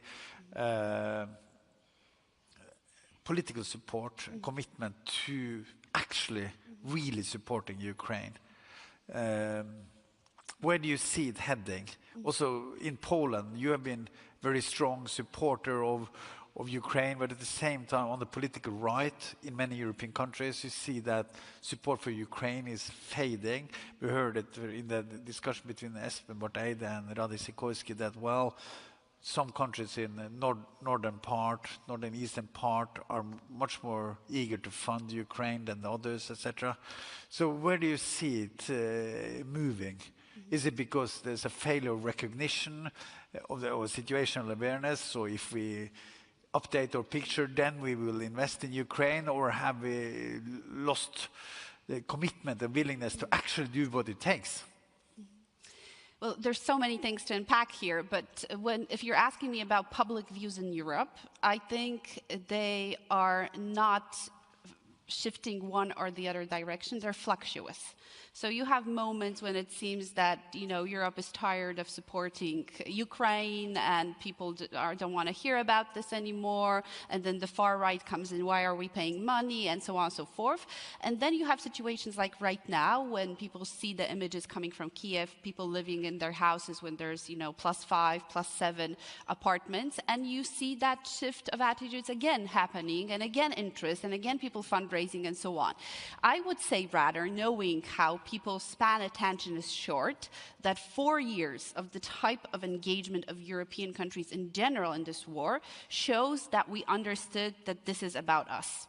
Yes, and even if not all of Europeans understand this, the majority of elites today understand this. And this is also why Vladimir Putin today and the Russian propaganda considers Europe as the main enemy. There's no longer talking about the US and Trump. There's no longer talking even about NATO. If you watch Russian TV, and I have to unfortunately do this from time to time, then you hear the Europe. Yes, that this is the biggest problem, the broken, bad, corrupt Europe that has tried to wage a war against Russia. So even the Russians understand that this has been, you know, a really sustained effort on our behalf. Are we doing enough? Absolutely not. And of course, you all know here, we mentioned it many times, there's so many other things we should be doing, starting from economic pressure, you know, seizing the shadow fleet, and the fact that the Americans did it so wildly around Venezuela gave us a free card. The Russians were really afraid of this. If the Americans can do this to us without even consulting us taking over, then the Europeans will see this as a pretext. And we're seeing this, but now we have to act upon this. State frozen assets, Russian state frozen assets. Well, luckily we did froze them indefinitely now, but we're still not using them. They are our trump cards. They're a very important card that also will show Russia whether Europe is really determined, because the price we might pay for using these frozen assets is tangible, is important. But we can do much more on the military, helping Ukraine actually with weapon deliveries. If you listen to President Zelensky, the main thing he's saying the last 2 weeks is that everything is coming with delay. Everything is coming with delay. They would not be in such a situation today with Kiev if everything were on time for the air missile defense shield that they've created. And last, and this is something that politicians don't want to hear, is the political support. And the political support is not only saying, yes, we support Ukraine, but actually creating a sustainable and fast path to EU membership. To EU membership. Yes, and then you hear EU membership and all the politicians are like, oh, that's so complicated. Yes, Merkel saying, well, that's not going to happen in a fast track. How can Ukrainians survive knowing that the reason that actually they started the Euromaidan in 2014, so being part of Europe, being part of United Europe is not available, is not on the table, is not something that they have a living horizon to. So all these things there can be done and should be done. And that also requires educating our populations, telling every time over and over again why this is our war. Not only saying it's our war, but why and what type of consequences we will bear. And my only fear when we talk about Plan B, because I also don't know what Europe's Plan B is, but my only fear is that the only Plan B is the one that will happen not when Trump actually ditches completely the peace process in Ukraine, but once something really bad happens in Ukraine. So there is a breakthrough and a success of the Russians on the front. There is, you know, an expected movement of the Russian troops towards Kiev and so on. And God forbid, the Ukrainians actually starting to lose this big time when we see that the Russians have a standing chance to politically take over Kiev. I think that is the only time where European politicians will have to sit down and say, are we willing to fight and die on the Ukrainian side, knowing that we are really next? That will be the moment when politicians in Poland will have to ask themselves, are we willing to send Polish troops and fight there instead of in 2 years fighting here? Yeah? And this, I fear, is the Plan B, that politicians don't realize that they are actually sleepwalking into when they don't do what has to be done today to help Ukraine. Okay.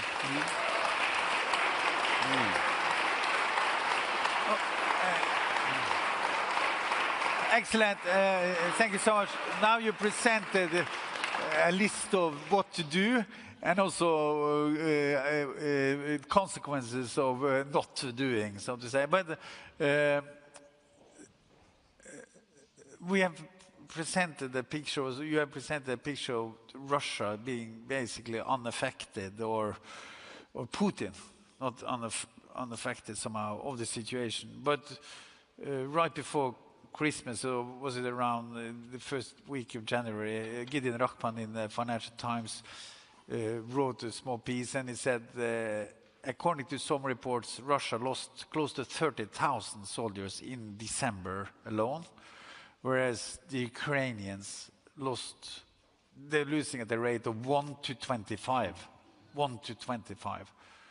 Right, so 25 times more Russians than Ukrainians are being killed. So now you have this question that I initially asked you about the dynamics at the battlefield. So can you help us to explain a bit about how Ukraine have been able to deter Russia, or to stop with this new technological, let's say, kill zone being established there, that is not so dense in human resources, but apparently for Russia, you have to they have to push in a lot of human resources and unfortunately kill them by trying to progress. And after all, they have not been that successful in progressing in Ukraine, although they inflict a lot of harm. The kind of distance carried is quite limited. Or yeah, I mean, I absolutely agree with you. First, 2 or 3 comments to what I've just heard from my compatriots here. In my view, I mean, Europe does not actually agree on the seriousness of the Russian threat. And why do I think that? The problem is that if you look at the numbers coming out of the Kiel Institute, you will see that for 2025, this is the year since the very beginning where Ukraine has got far less money than before.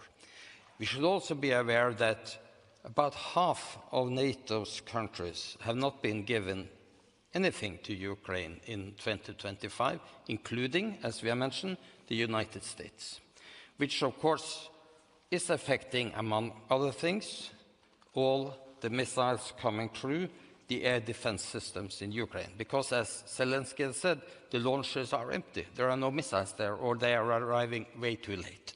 So this downward trend of giving money to Ukraine, buying stuff for Ukraine, is directly seen in the damage caused on the electricity grid and everything that we can read about in the media. And of course, seen from the Russian perspective, you can also read the numbers from the Kiel Institute. So in my mind, there is not a coherent opinion in Europe that Russia is such a magnificent threat. I mean, it's widely different living in Spain compared to living in Lithuania, for example. Okay, having said that, and also the other issue is that I think it's been pretty clear ever since at least late 2022 that Russia is not going to accept any kind of peace agreement that will put in doubt if Russia won the war or not. That has to do with the regime survival of Putin. Putin cannot accept the kind of peace agreement or ceasefire or whatever that could possibly raise a discussion about if the decision to go to war and pay all this tremendous cost was worth it. And that could actually destabilize the regime. Then let's go to the battlefield. I think that the numbers are pretty much correct. Russia has suffered tremendous losses over the last year, actually. On a monthly average, around 30,000 killed or seriously wounded.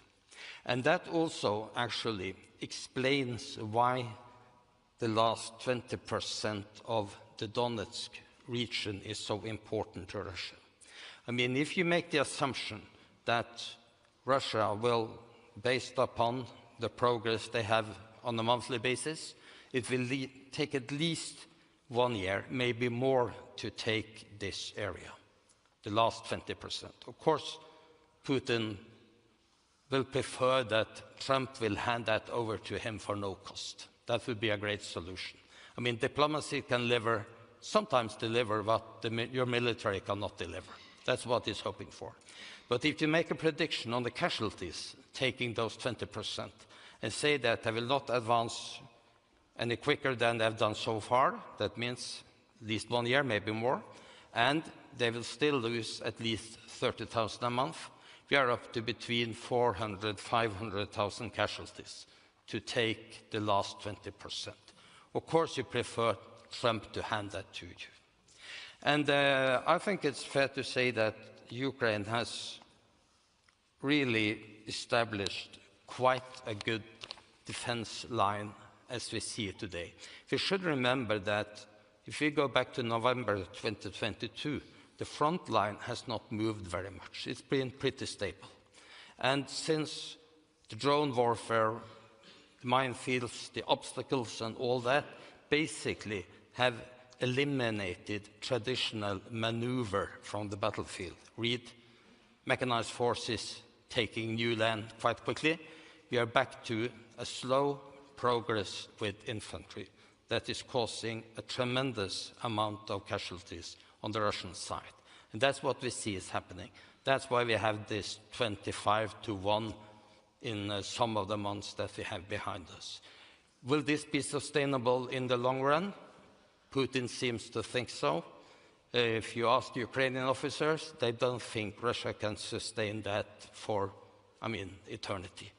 So add that, as I agree to what has been said about the Russian economy, this is the first year, I think it's fair to say, that you can clearly see that the sanction and the cost of the war is taking a heavy toll on the Russian economy. So I'm sure that if you are in Moscow, they are not opening new bottles every evening of expensive champagne either. First of all, it's not that much to celebrate, and the other problem is, of course, you don't have money to buy it anymore. So it is a situation, I think, that if we push Russia, if we really, really start to support Ukraine the way we should, it's possible to, at the end of the day, to get an acceptable compromise for kind of future peace, or at least ceasefire arrangement.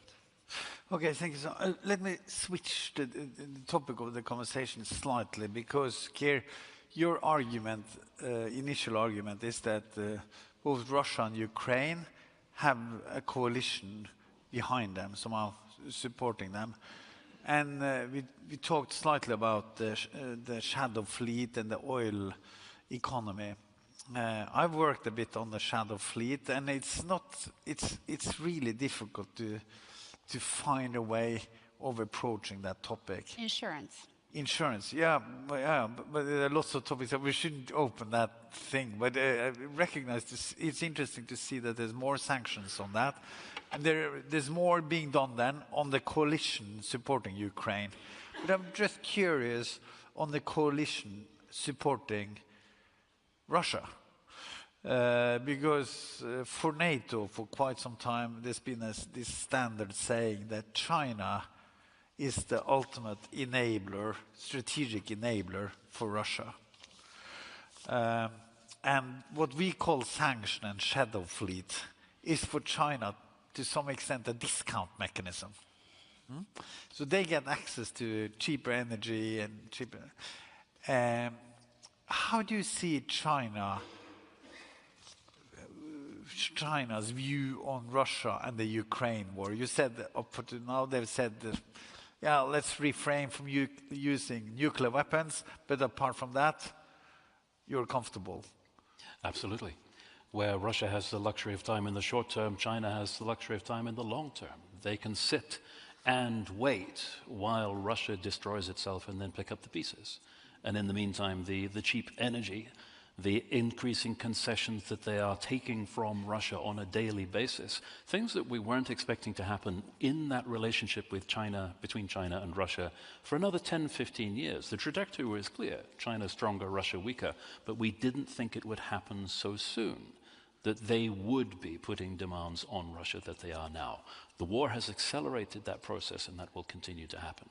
So eventually, there will come a point at the time of China's choosing where it can demand something from Russia that Moscow will find distinctly uncomfortable. But China can sit back and wait until Russia cannot do anything about it, rather than precipitate.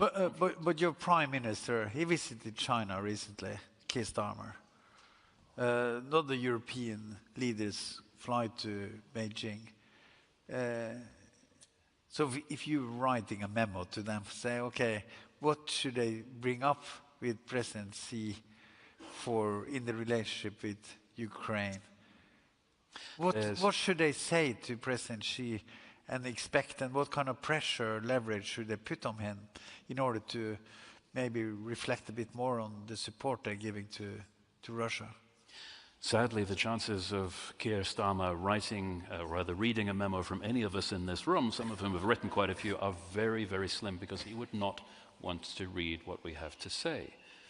Given the current British government's absolute determination to trade away any leverage it has in international relations whatsoever. What should have been said a long time ago was explaining how China's interest is not, in fact, served by continuing to foster the destabilization that the war on Europe will eventually bring. But instead their interests lie elsewhere. But that too has been traded away. Any leverage that there could have been in trying to persuade China to be a more constructive partner internationally, I think has now long gone. I think we have some competition there at the back. Yeah. You want to share with us? Okay, so yeah. okay, so somebody having a busy. No, but if I may only, add just one thing on China, we need to remember that whatever we as Europeans or the United States would do, China is not getting out of bed with Russia anytime soon. They have a long-term strategic interest in at least 3 areas. First, weakening US leadership.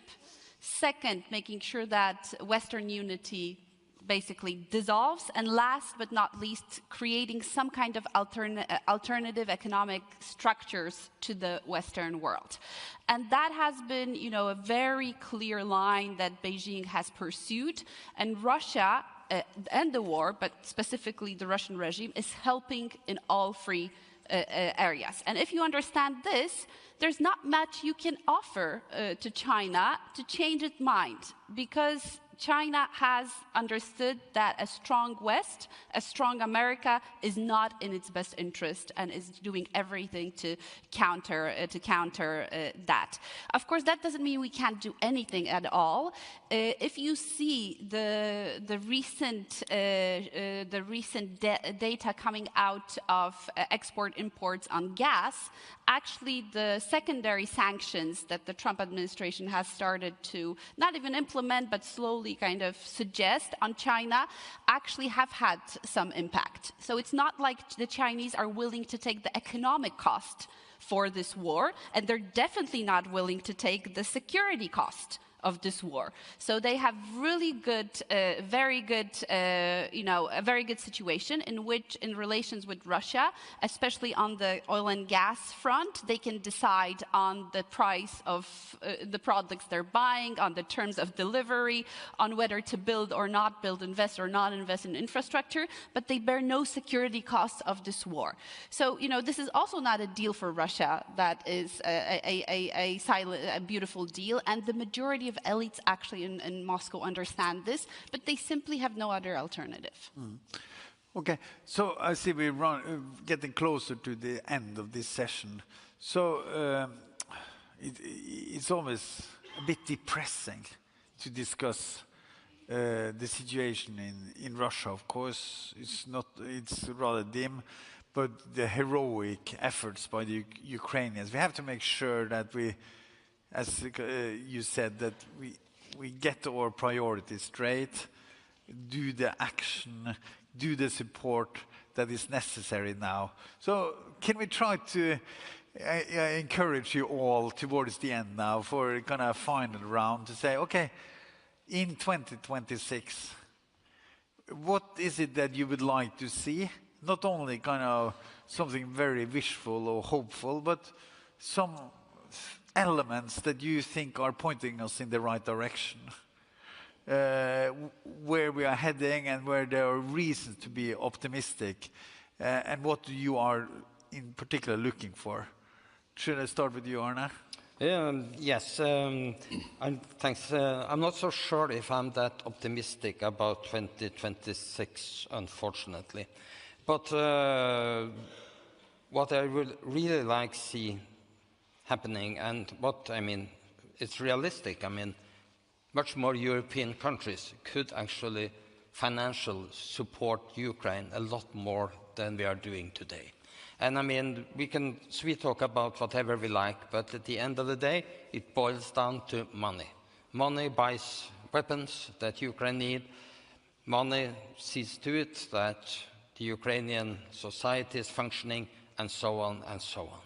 And we should remember, as I said a few minutes ago, that in 2025, a lot of European countries have hardly contributed with anything, or very close to anything.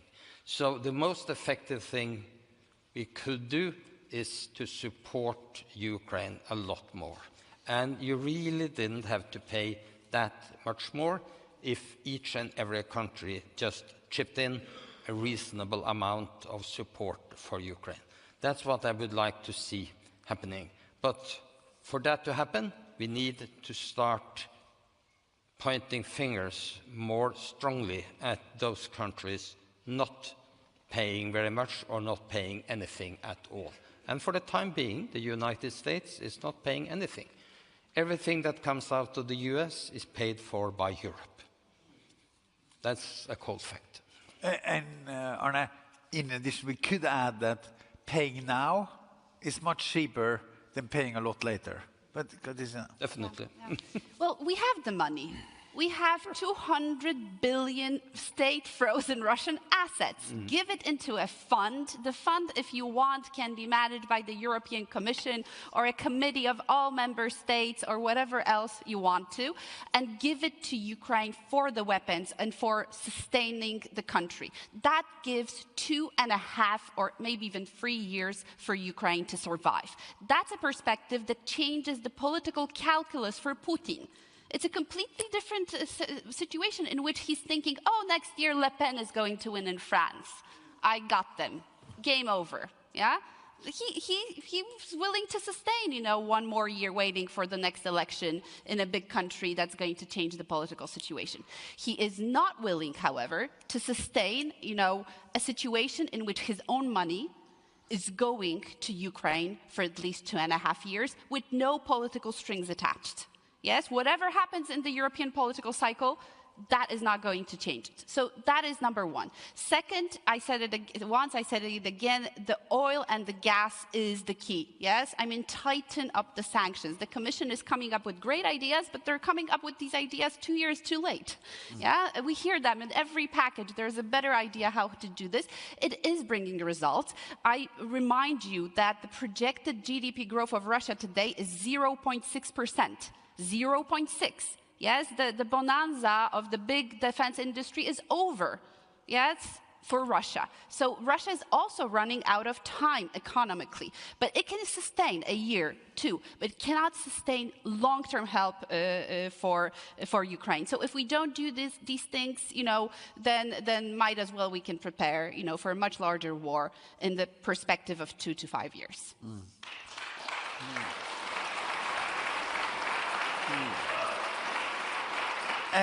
Care, time is running out, but you should also be allowed to have a perspective on 2026. Arne is right, this question is a trap. Every time I am asked, I am demanded to give a forecast that is optimistic, that turns out to be the one place where I get it completely wrong. What could we hope for, though? What could we hope for? Yeah. The emergence of a plan B. which is Europe finally taking an interest in its own defense, but finding a means not of replacing those American capabilities that may or may not still be available, but instead finding a means of standing on their own 2 feet without them. Now, we heard just in the last session, it is not that we have to be as powerful as the United States, we just have to be more powerful than Putin in order to demonstrate to Russia that the costs and consequences of further military adventurism would be more than the benefits. That's all that's required. So an innovative solution to find means of deterring Russia using new technologies, which are already available, under the leadership of that part of Europe to which people from my country have given up our own government, look for leadership, namely the Nordic and Baltic region, galvanizing Europe to understand that it is at a moment of historic choice, and the consequences of getting the choice wrong are catastrophic. Excellent, thank you so much. Kier guys, Katarzyna Pisarska, Arne Bordalhaug. Thank you so much. I should say that we now have a 30-minute coffee break, and please resume back then. And top of the hour. Thank you so much. Thank you. Great to meet you.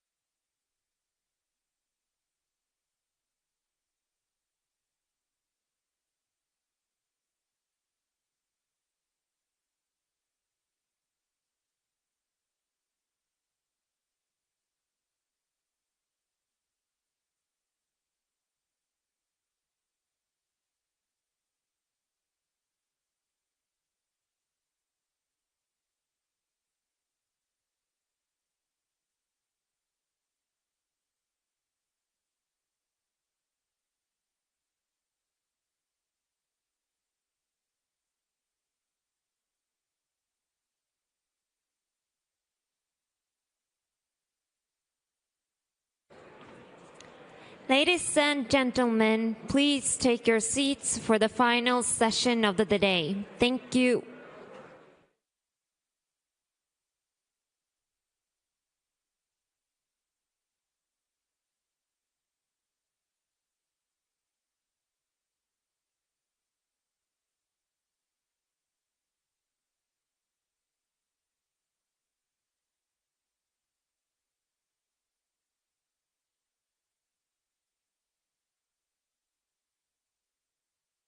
Heard there will be a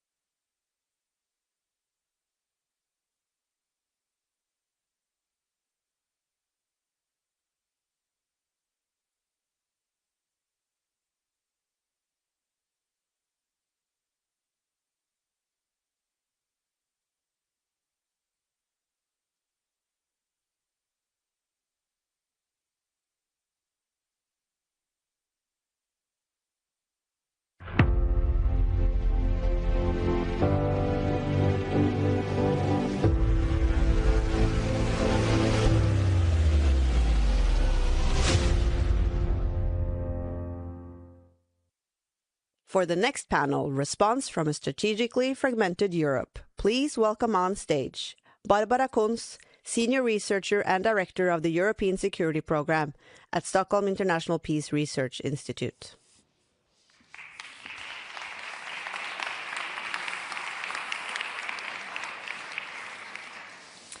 Well, thank you very much, and welcome to this last panel of the day, which is about strategic fragmentation. And what we will try to do in this panel is figure out how Europe can overcome strategic fragmentations.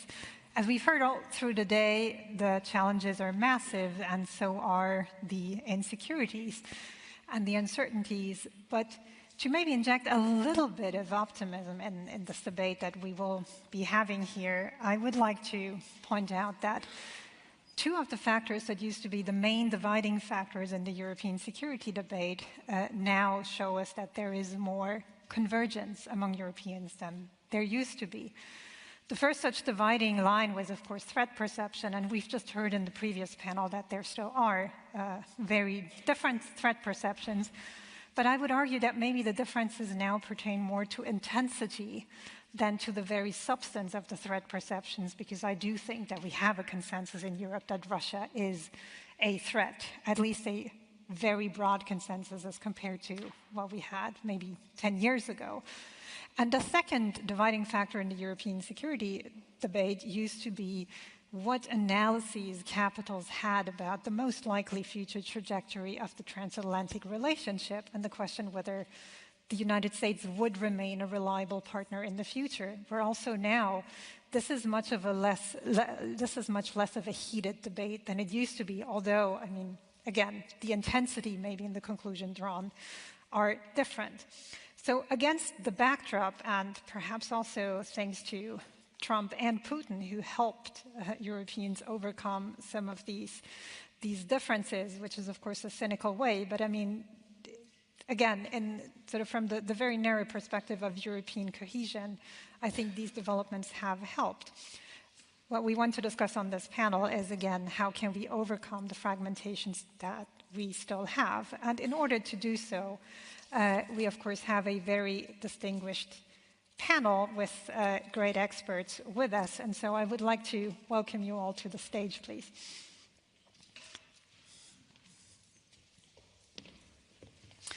Wherever you like.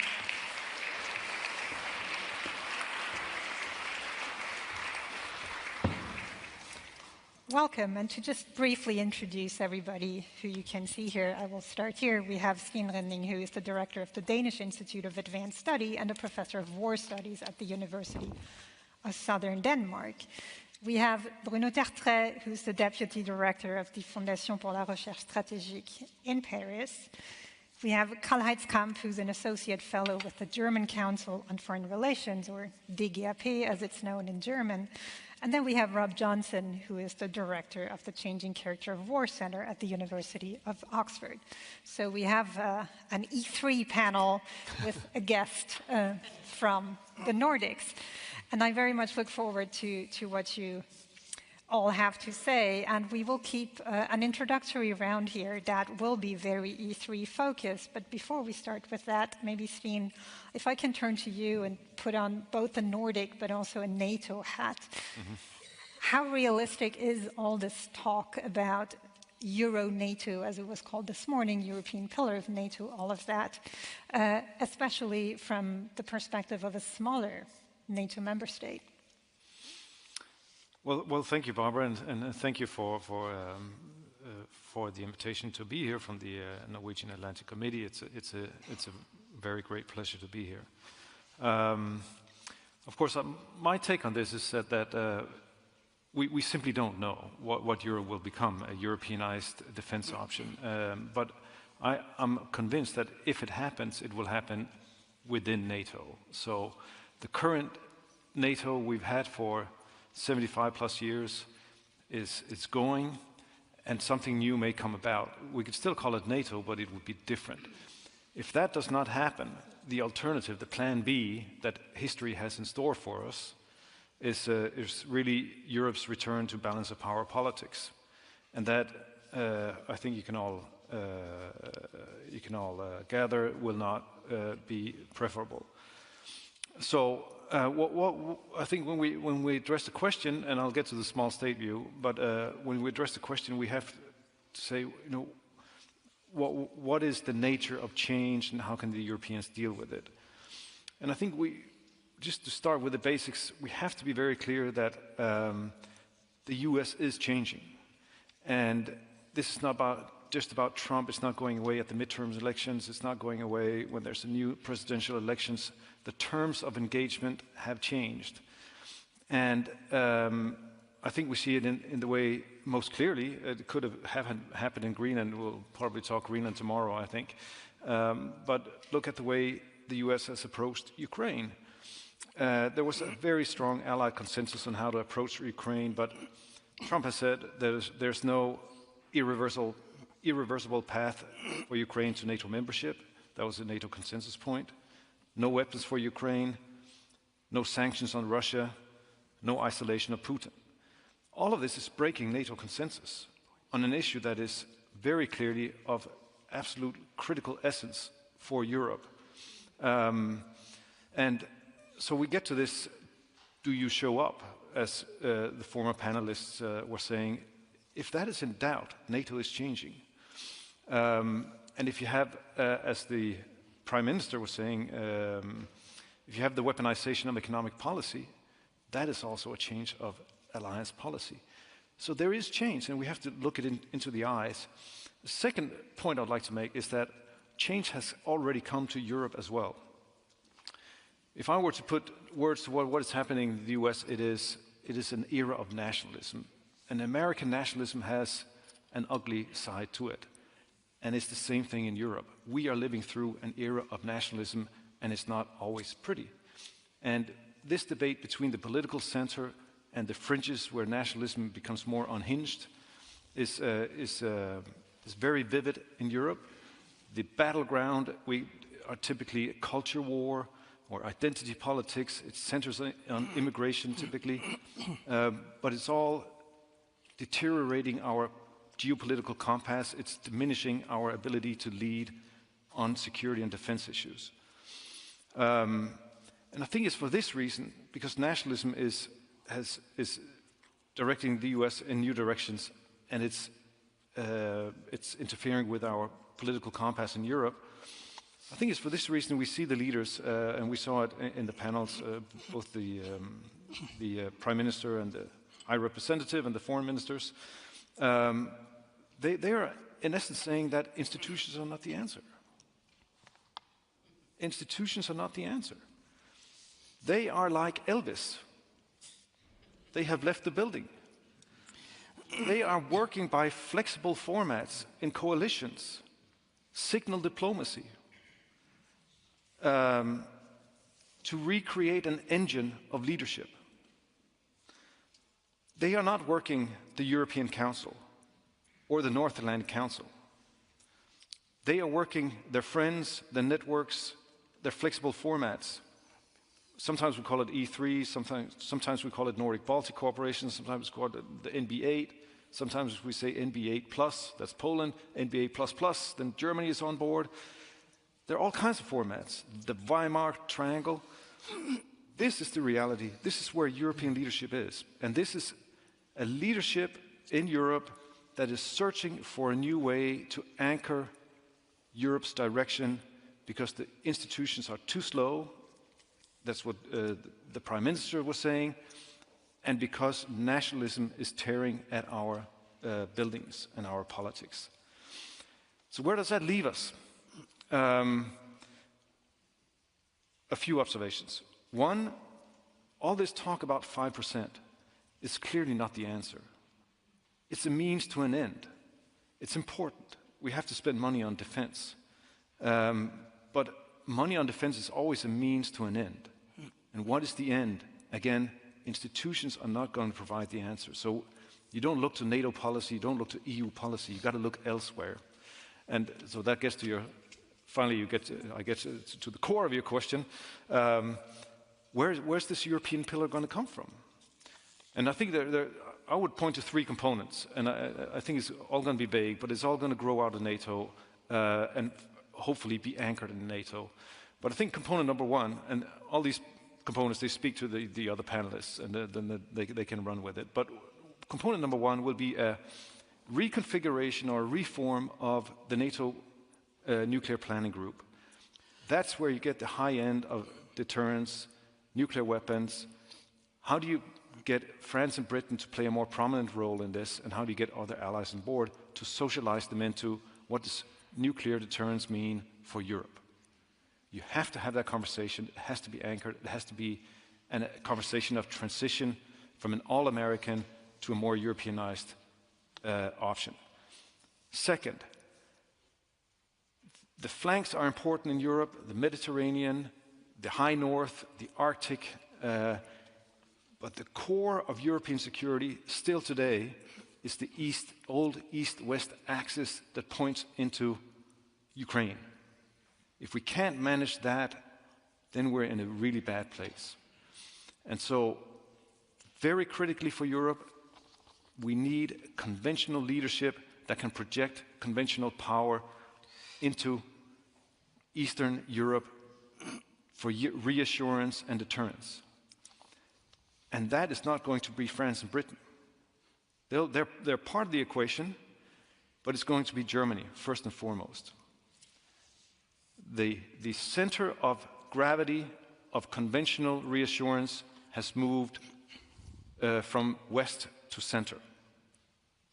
So that will have to be a German re-engagement with what it means to be a Western power as in 1955. And finally, and this is where the small countries come in, I think we're back to 1948 when it comes to NATO. Before NATO came into being, it was imagined by Europeans with the Brussels Pact, setting up terms of engagement that the US could relate to and somehow choose to engage. The Brussels Pact countries are the Nordic, Baltic, +++. Poland, Germany, Britain, France. Whatever will happen in NATO and grow out of NATO in terms of a new engine, getting Elvis back into the building, will come out of this group of countries. Those are the countries that are willing to pay and play. And I think we should worry less about what will this look like in terms of organization. That's a typical European preoccupation. We should worry about why they're doing it. Can they give meaning to the idea of a European defense option? Because if it doesn't have meaning, we're not in the end going to be able to mobilize resources for it or sustain public support for it.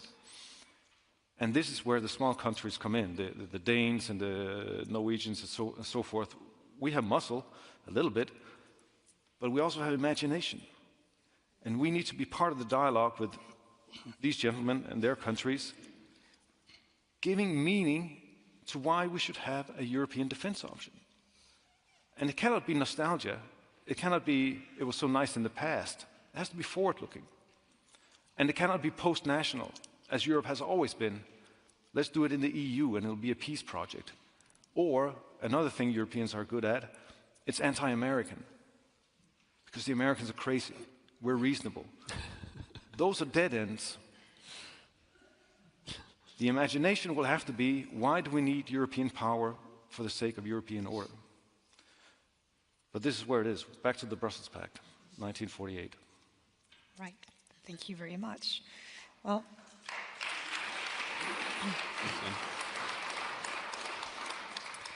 Sten just mentioned that we need to anchor the direction and that the formats are likely not going to be the existing institutions to provide that direction. So that brings me directly to you, Rob. Does the UK have a vision to provide this direction? And if it does have a vision, does it have the means to live up to this vision? Well, that's a nice, challenging question. First of all, I want to say thank you, not only for this amazing conference and the wonderful people you get to meet here, but also for the tree which you send from the people of Norway to London, which I go and admire every Christmas. And Sten quite rightly talked about dates, and of course that date commemorates 1940, the national catastrophe for Norway under occupation. And if you don't know, the very first battles for the United Kingdom, other than those out in the oceans as a maritime power, were here in Norway. We lost personnel first in the First War here. And I wanted to say a thank you, a salute, really, to my European and American comrades who I had the privilege of working alongside in Afghanistan as part of the effort we did together. We should not forget that sacrifice wasn't just about values that you can diminish and throw to one side in the sake of interests. They are fundamental to who we are and what matters most. Is the UK really fully committed? I can tell you, yes, it is, 110%. And I can give you evidence of that commitment to this country and to NATO as a whole. There's been consistent evidence in the last few defence reviews or integrated reviews that we've had in the UK. The UK maintains a nuclear-armed navy with over 200 warheads. We're not permitted to release the actual number of warheads anymore to keep Mr. Putin going and in ambiguity. We also have an expeditionary air force, not least 2 group. We have an expeditionary land capability, which in theory can be 2 divisions, plus a rapid reaction brigade. And we have all the enabling functions that go with that, including the newly formed or newly retitled CSOC that we have. So in terms of means, the UK is committed. And I'm delighted that Norway has decided to purchase a Type 26 brand new frigate, new warship, and we're rapidly building Type 31, and I'm hoping you'll be generous enough to buy that one as well. But, you know, how committed are we? The Deputy Commander of the Supreme Allied Command of Europe is a British officer, happens to be a friend of mine, Johnny Stringer, an excellent individual who I know is committed to Europe. And I think, we should go back in our history and understand that the centre of gravity for the United Kingdom in many of its conflicts in protecting Europe, the centre of gravity was often the Baltic and the Nordic region and the high north and North Atlantic. Our greatest naval victories occurred in the North Atlantic or the Mid-Atlantic. Our greatest naval catastrophes also occurred there too. 1941, loss of HMS Hood, for example. I think what really has been striking about today so far, and in terms of where the UK is and how serious it is, I was classically educated. I was lucky enough to study Thucydides when I was younger in the Peloponnesian War. And some of you here, I know, will remember the great Periclean oratories, his promises, the populist leader. Let me tell you, he said, as a demagogue, how we are going to humble the Spartans. And he mistreated the so-called colonies, the allies. You may remember the Melian dialogue, as they rationally tried to reason with this demagogic leader. And you remember, if you go to the very end of the story, Greek civilization is replaced. They fail. Thucydides warns us, if you don't look after your allies, if you don't look after each other, the end will come. You will be eclipsed, and we all know which powers that will be. So the UK is very, very serious. And you need to be serious with the UK. It's the fourth largest technological power in the world.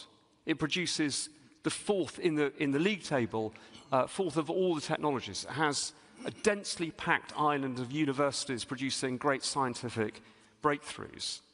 And I think if you look at the track record of the UK over the last few months and indeed last few years, you will see a country that has committed land forces to Estonia, has assisted in the interdiction of the Bella 1 in the Atlantic, has a carrier strike group with an air wing which is dedicated to the protection of the Nordic and Baltic regions as well as the Atlantic, a continuous at-sea nuclear deterrent. There are British sailors under the waves right now, armed with nuclear weapons, providing that nuclear umbrella. And I don't think we should gainsay that at all. It was the first country to offer security guarantees to Finland and Sweden when they announced that they would join NATO, the first country. And along with France, guaranteed that security thereafter. It is true there are some very, very significant challenges, and the UK does indeed, of course, have defence spending shortfalls at the moment. I am doing my best to persuade the government to change that, I can tell you. I better not go into the disclosures. It's dedicated to supporting Ukraine. This is going to be a 70-year confrontation with Russia, and the UK is determined to see that through to that length of time, as it did during the Cold War. And I don't blame Europeans for not having the wherewithal to deal with a peer-on-peer threat. Let's not forget that for 30 years we reconfigured the armed forces of Europe and the UK for maritime constabulary, air policing and counter-terrorism, counter-insurgency around the world. Now we're trying to catch up. And I think the UK was one of the countries that retained heavy armoured divisions, carriers, aircraft carriers, and an expeditionary air wing at a time when everyone was saying, you don't need to have these capabilities because there's going to be no state-on-state war, it's the end of history, and so on. So I think you can rely on the British. They are consistent, and all I would say is, for all of us, is we have to be patient. Grace gives us patience. Be patient with them as we get ourselves geared up, but I have every confidence the UK and its allies will provide the goods, and you can rely on them as allies. Thank you so much. So, clear commitments.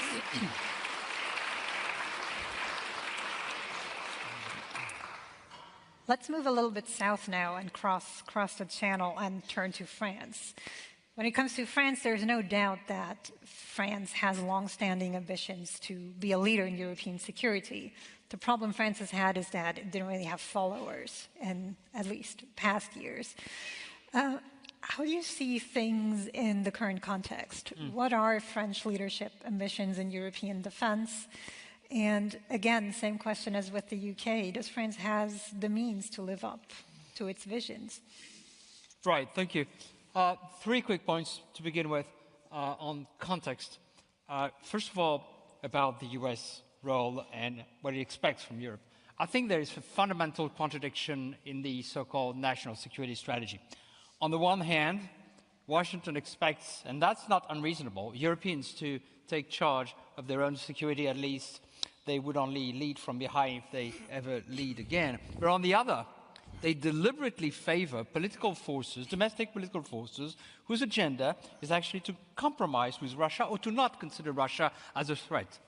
That's a fundamental problem and a contradiction, which I think, a self-contradiction, which I think has not been enough underlined. Second point, my good friend Stein, worse was kind. I actually fully agree with you that whatever happens next, it's going to be within NATO. I don't see any reasonable path, assuming anyone actually thinks seriously about these issues, where the Europeans would, if the transatlantic contract was to break down, would create something completely new and start from scratch. No, whatever happens, we will use NATO because that's what we have. I was also delighted to hear Ashar VP Kaja Kallas this morning blasting the ideas of a European Security Council, which was actually mentioned by one of her own commissioners a few weeks ago. But that was also a French idea, by the way. And just a quick anecdote. When I talked to my Elysee friends 5-6 years ago, what does he mean by European Security Council? That doesn't make sense. And I got no answer. And I know that when I get no answers from officials, that means they're not comfortable with the idea. The problem was that, and the problem remains, how do you ensure a good synchronization and consultation, coordination between the UK and the EU if the EU is to take a bigger role? Likewise, but you know, a European Council, so who's going to be the permanent members? Fat chance we're going to be able to agree on who's... That's not going to happen, all right? She also rightly blasted the idea of a European army. I mean, the words have a meaning, okay? If you talk about an army, it's about a single political authority, and that's not going to happen. The third thing I'd like to underline is that, because I don't think we've talked about it a lot since this morning, the Mark Rutte fallacy. The Mark Rutte fallacy is that you can't defend Europe if you don't bring exactly the same sort of assets and strategy that NATO has today with a prominent US role. I think that's defeatist. I think you could. What you cannot do is implement NATO's current defense plan if you take out completely the US contribution. I think it's completely defeatist to believe that we cannot, by definition, deter Russia and defend against Russia if we don't spend, quote, 10% of our GDP. I think that it's a debate that he closed much too early. Now, getting to your questions, Barbara. I think France, unsurprisingly, sees itself as one of the leaders of European security. It's not about getting followers. We're not on TikTok. I think occasionally France provides leadership on some issues. Greenland, I think, is one issue that I think it did provide leadership and efficient leadership. But like the UK, it also has a global role, including because of its physical presence on most of the oceans. So there will always be a balancing act in French preoccupations, to some extent like the UK, but to some extent only, between, quote, global responsibilities and European defense. The good news is that since the French army withdrew almost all of its forces from Africa, these forces, the army forces, become more available to the defense of Europe. Barbara, I think you very aptly described the concept of autonomy, whatever the label. It's about reducing dependencies, not only on defense, by the way. It's about fundamentally on reducing dependencies. And you were very on target when you said that it's first and foremost, you begin with the ability to judge, including from an intelligence standpoint, the current situation without relying too much on any other outside power. I don't think that the French have any particular format in mind. I mean, it has to be Weimar plus UK, has to be French UK for nuclear, or for the joint planning cell which exists in the Mont-Valérien near Paris regarding the coalition of the willing.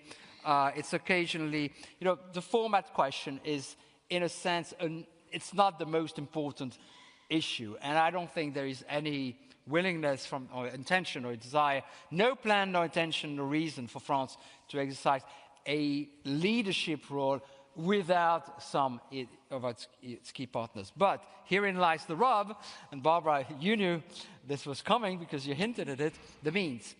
Now, the President said in July of last year that we would actually reach the targets we thought that we had planned to reach in 2030, we would reach them in 27. That's fine. But unfortunately, and believe me, I take no pleasure in underlying that, there is just no way France is going to be able to spend much more than 2.5% in 2030. Just no way. If we get to 2.3, 2.4, that would be an extraordinary victory given our budgetary woes. We are in a dire financial situation. I don't know what comes in 27, but frankly, and I asked a very senior government figure a year and a half ago, how do you get to 3%, let alone 3.5? What's the credible pathway?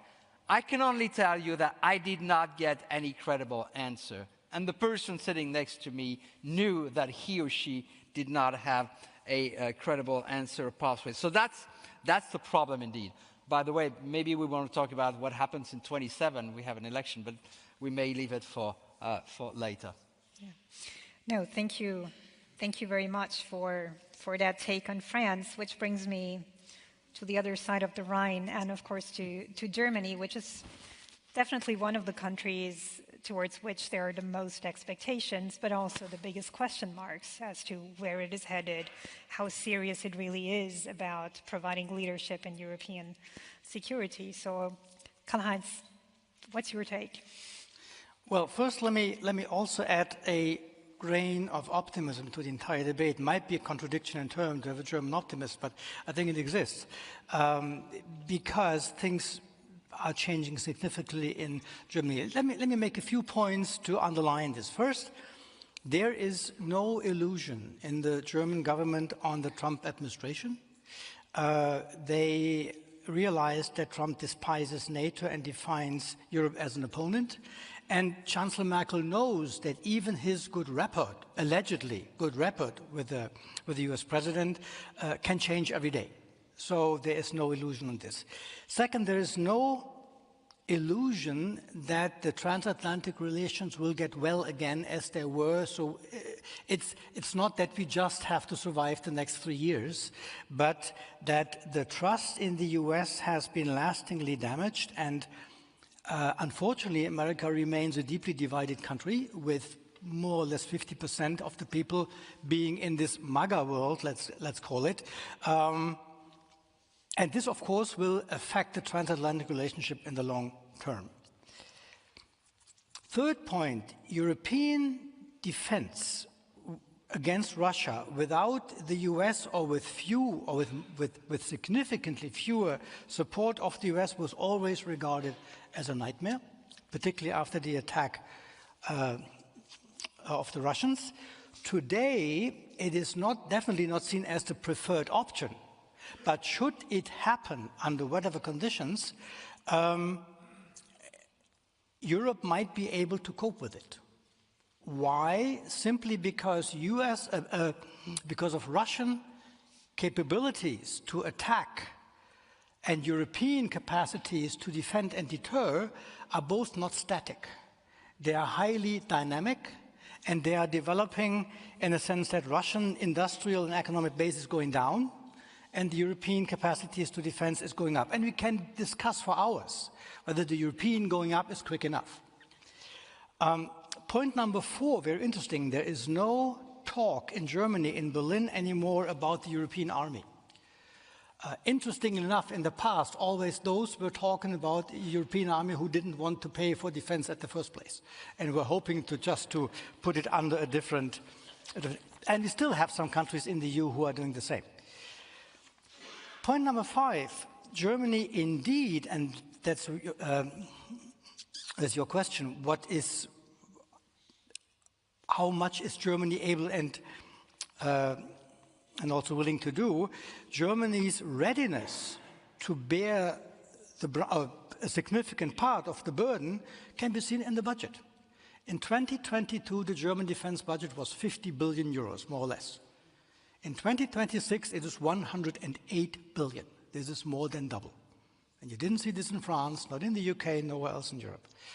And we can discuss whether the 50 were way too low before. Absolutely true.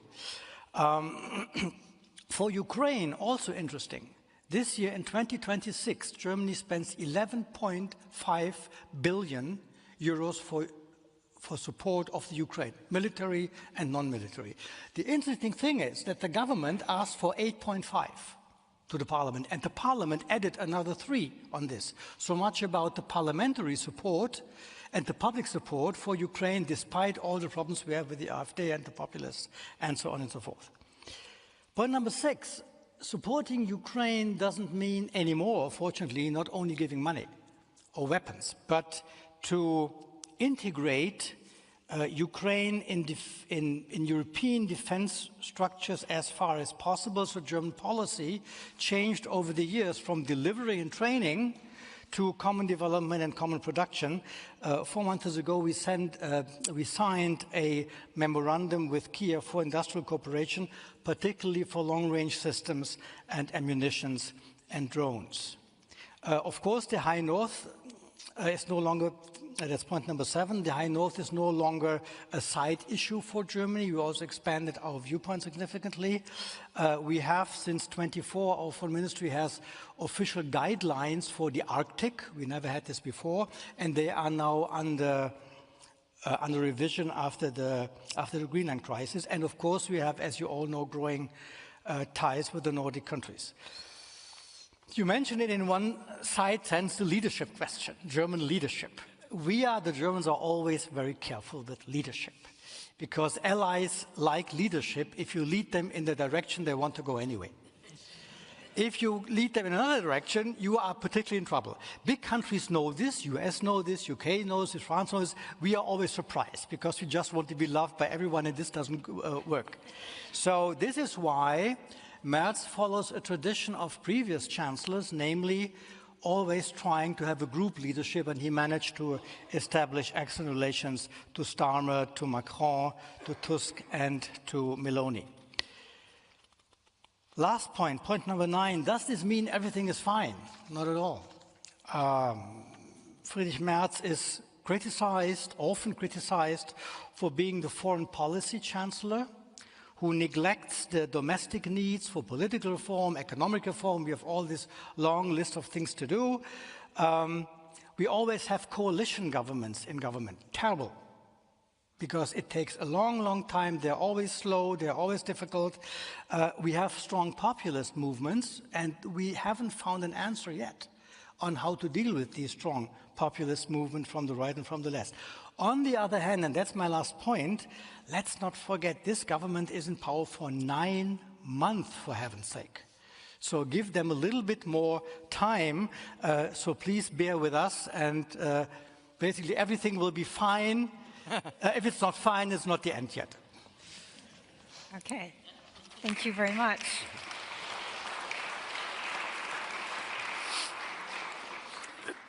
It's of course very, very reassuring that everything will be fine.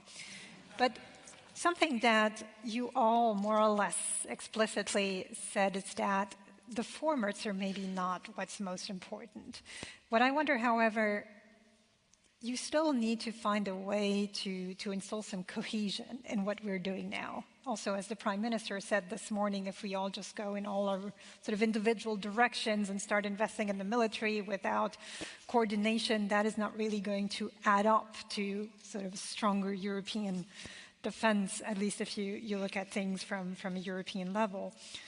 And so what I would like to hear more about from all of you is indeed the format question, the constellation question, and maybe starting with you, Steen, and sort of a very NATO focus is what exactly needs to happen within NATO very concretely?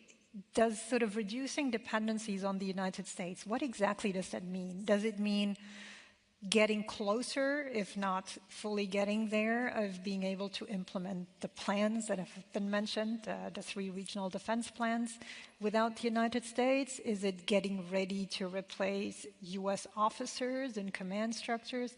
Like, what exactly are we talking about? Well, I have, for the past year or so, I have very closely followed the security policy offices of the Norwegian and Danish foreign ministries and their NATO delegations, the NATO ambassadors. In another project of mine that relates to how security expertise interacts with NATO policy decision making. And let me draw a bit on that as I answer you, because I think the nature of the beast in NATO is that it's a tremendous machine for cyclical planning. And the core of NATO remains the NATO defense planning process. That is NATO, and then you latch things onto that. And some of them are very important, like the ministerial guidance for the NATO defense planning process. Others are less important. That could be some Mediterranean dialogue. It could be something Arctic vision. We'll see what happens. But the core of NATO is the cyclical process related to NATO defense planning. And some policy products are more important because they latch into it. And I think China is increasingly becoming one of those. There's an annual report on China that comes out. This was, of course, initiated in 2019, so it's a pretty young process. But what that does, this annual process, is that it produces capability targets for the NATO defense planning process. And that has to do with technology or cyber or something that is specifically related to China. And it feeds into the machine. This is not the type of machine that will react on a day-to-day basis to whatever happens in the White House or in the news cycle. It turns on and on and on. And that is why we have the Prime Minister saying institutions are too slow. And in a way, that's a good thing, because there's a solidity to this mechanism. And if you listen to the military officers that are queried on, where is the alliance? And they're saying, well, as far as I'm concerned, in my day-to-day business, it's working fine, because the mill-mill relations are good. And so what was the question again? I'm being lost in my. What needs to happen in NATO, right? If we were really serious about reducing our dependencies, what would that mean? So I'm sorry, I got lost in my own story. But what needs to happen is that this frantic Elvis leaves the building, right? The coalition format, flexible engagement on behalf of the political leadership really should leave NATO and leave the machine to get on with it, because right now we have the summits that upset NATO every year. It's a built-in mechanism to wreck the train year in, year out. Next stop, Ankara. And in a way, NATO would be better off if the chiefs could just go about being difficult in their own domain. And NATO could be run by defense and foreign ministers like during the Cold War. I wrote this in my book, by the way, and I got a lot of heat for diplomats, but I think now the winds are changing. And when they figured out where the political engine is, what kind of change are we getting at? Either because the Europeans managed to agree this with the US, or because this Brussels-packed coalition in Europe comes together to say, okay, now this is the direction we need to work in, then they can step back into NATO and redirect the machine. If they permanently disconnect, of course, that's bad news. But for now, I would say NATO needs to be left alone a little bit and have the chiefs run out on the playground and be crazy for a while. It's like having, kids that need to spend their energy a bit. Thank you, Bruno. I see you laughing. Do you have comments? No, I'm not laughing, I'm smiling. I have 2 comments which may be suggestions. First of all, my understanding is that quite often these days, the US in NATO often speaks first. Now, in the day-to-day machinery, now they often speak last. And I think if that's what's happening, that's great. The daddy is taking off the small wheels of the bicycle. That's excellent. That's excellent.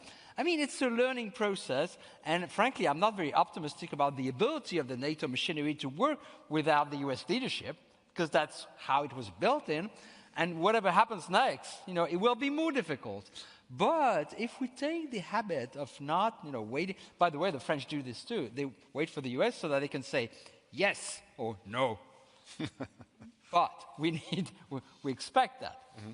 But if that's what's happening, I don't think it's a bad thing.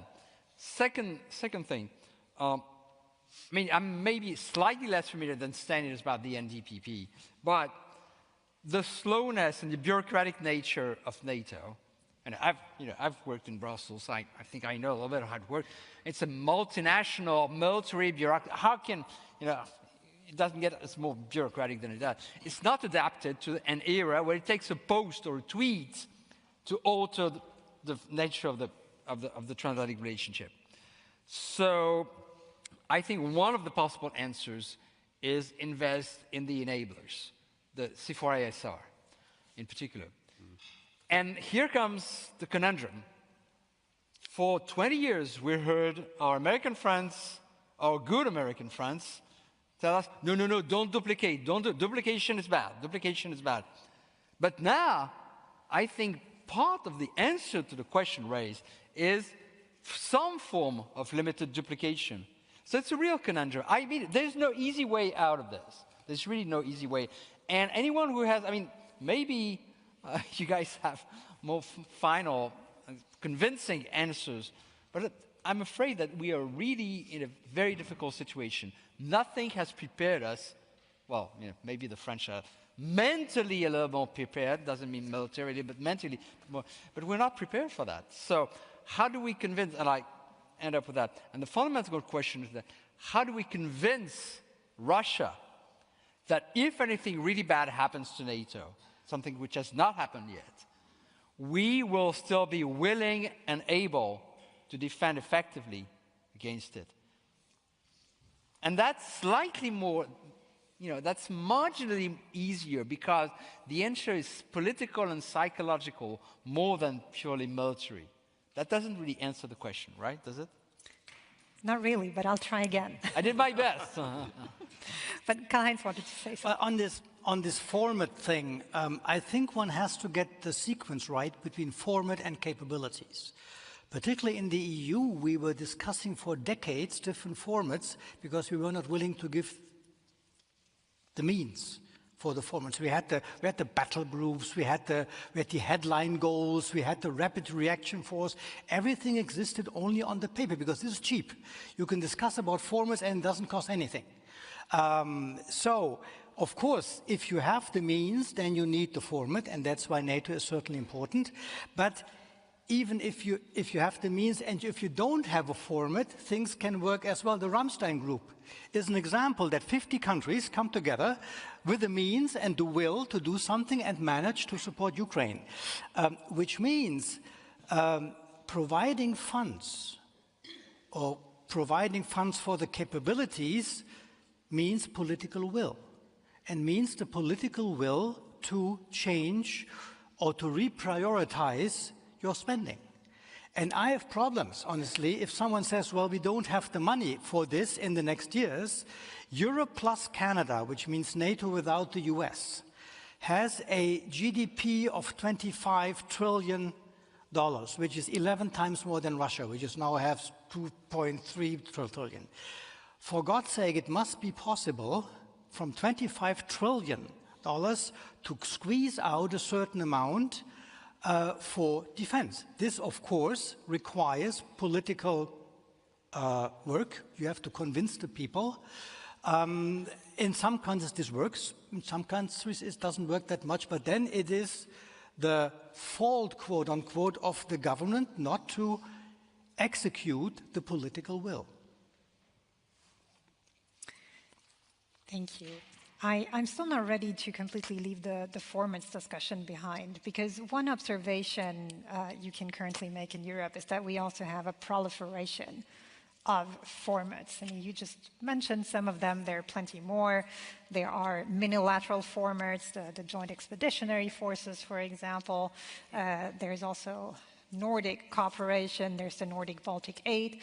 But there's also, has always been, of course, but now also we see a lot of increased and deepened bilateral cooperation. France and the UK would be one example. But again, there's plenty more. And so what I still wonder is, again, against the backdrop of all this cooperation, which per se I believe it's a good thing, but how do you manage cohesion in this sense and coherence, and how do you make sure that everything goes in the same direction?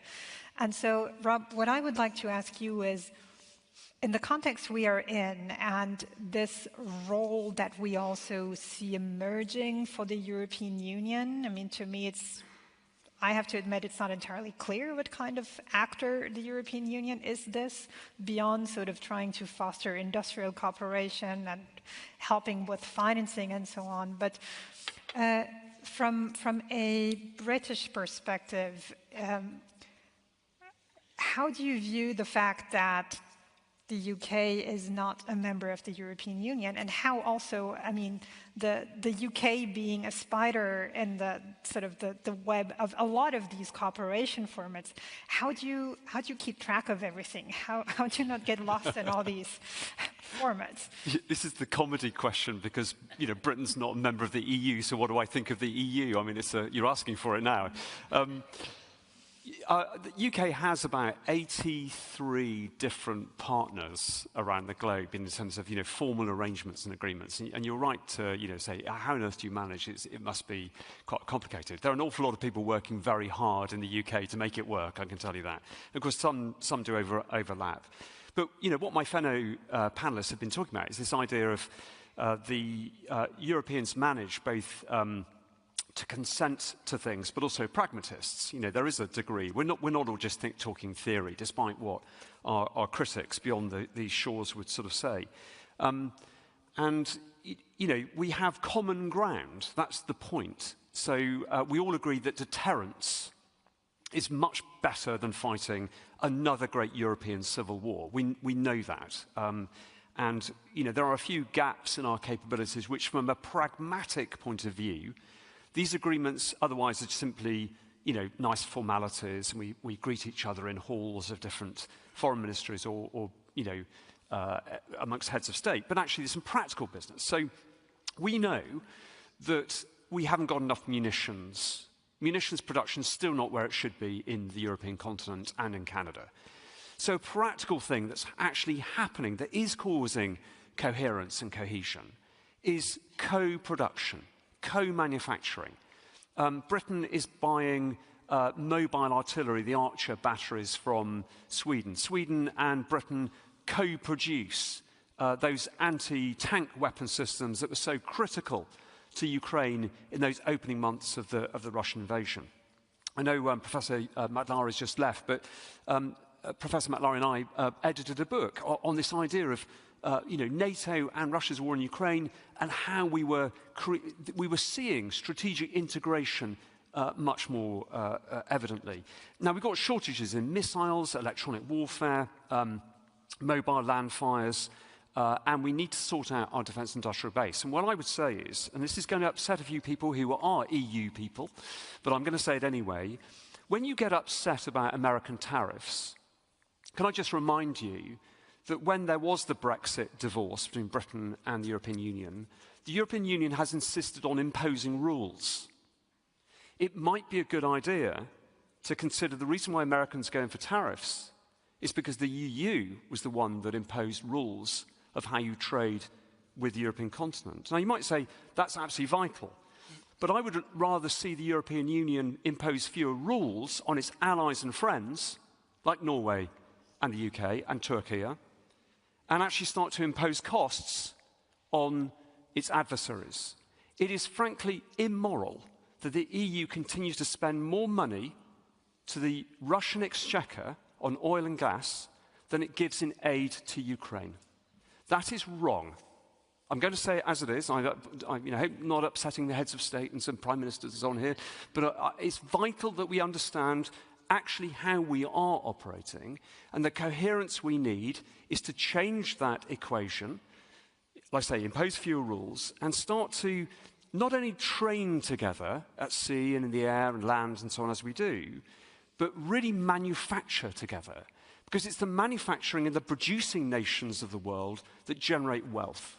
We've become rather too enamored by the sort of luxury of the service sector and so on. By the way, AI is going to replace, artificial intelligence will replace your service sector. So don't get comfortable about that. And the Chinese are after the reserve currency, by the way, as well. So we need to wake up, start manufacturing together, co-produce. And let's say, I've already mentioned the agreement, over Type 26, but Euro Typhoon has been a success story. The British have discovered they're not very good at making armoured vehicles anymore.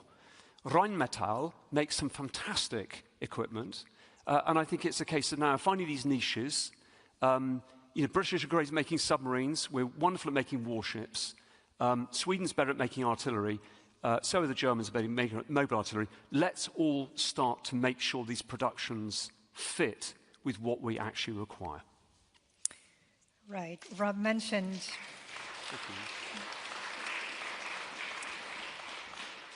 Rob mentioned manufacturing together, and that, unfortunately, I should say, brings me to the FCAS, and more broadly to the state of the Franco-German relationship, because traditionally, at least, in good old Western European integration stories, leadership would come from the Franco-German tandem.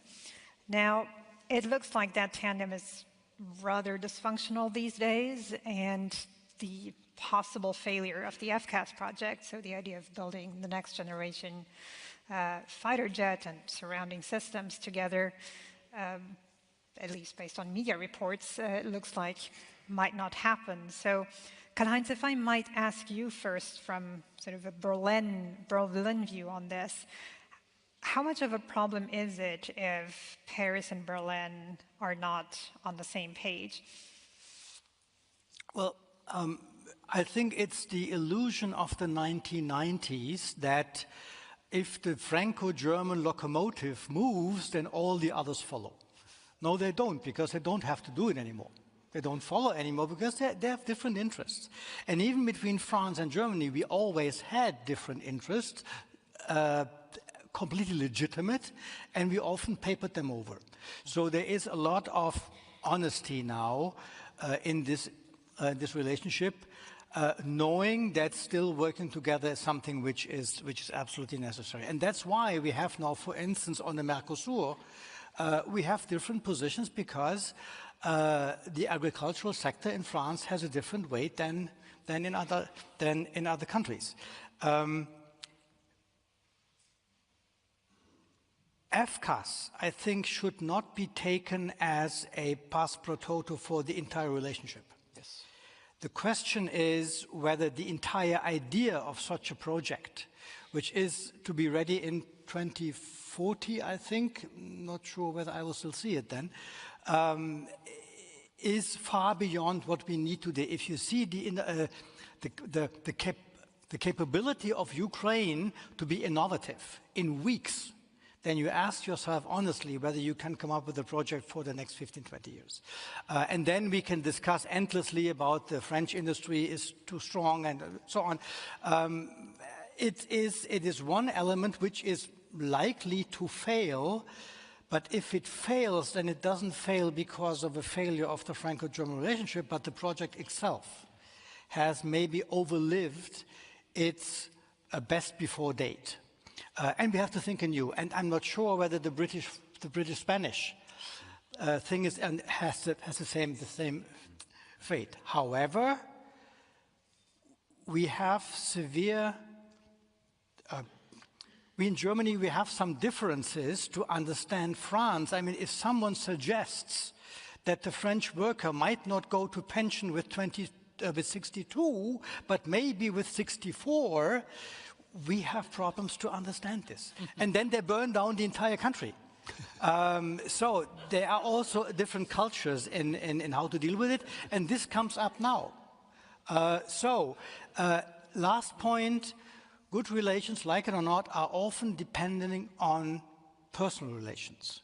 And if they are working good or not so good, this has consequences for the relations. So yes, we disagree on a number of issues.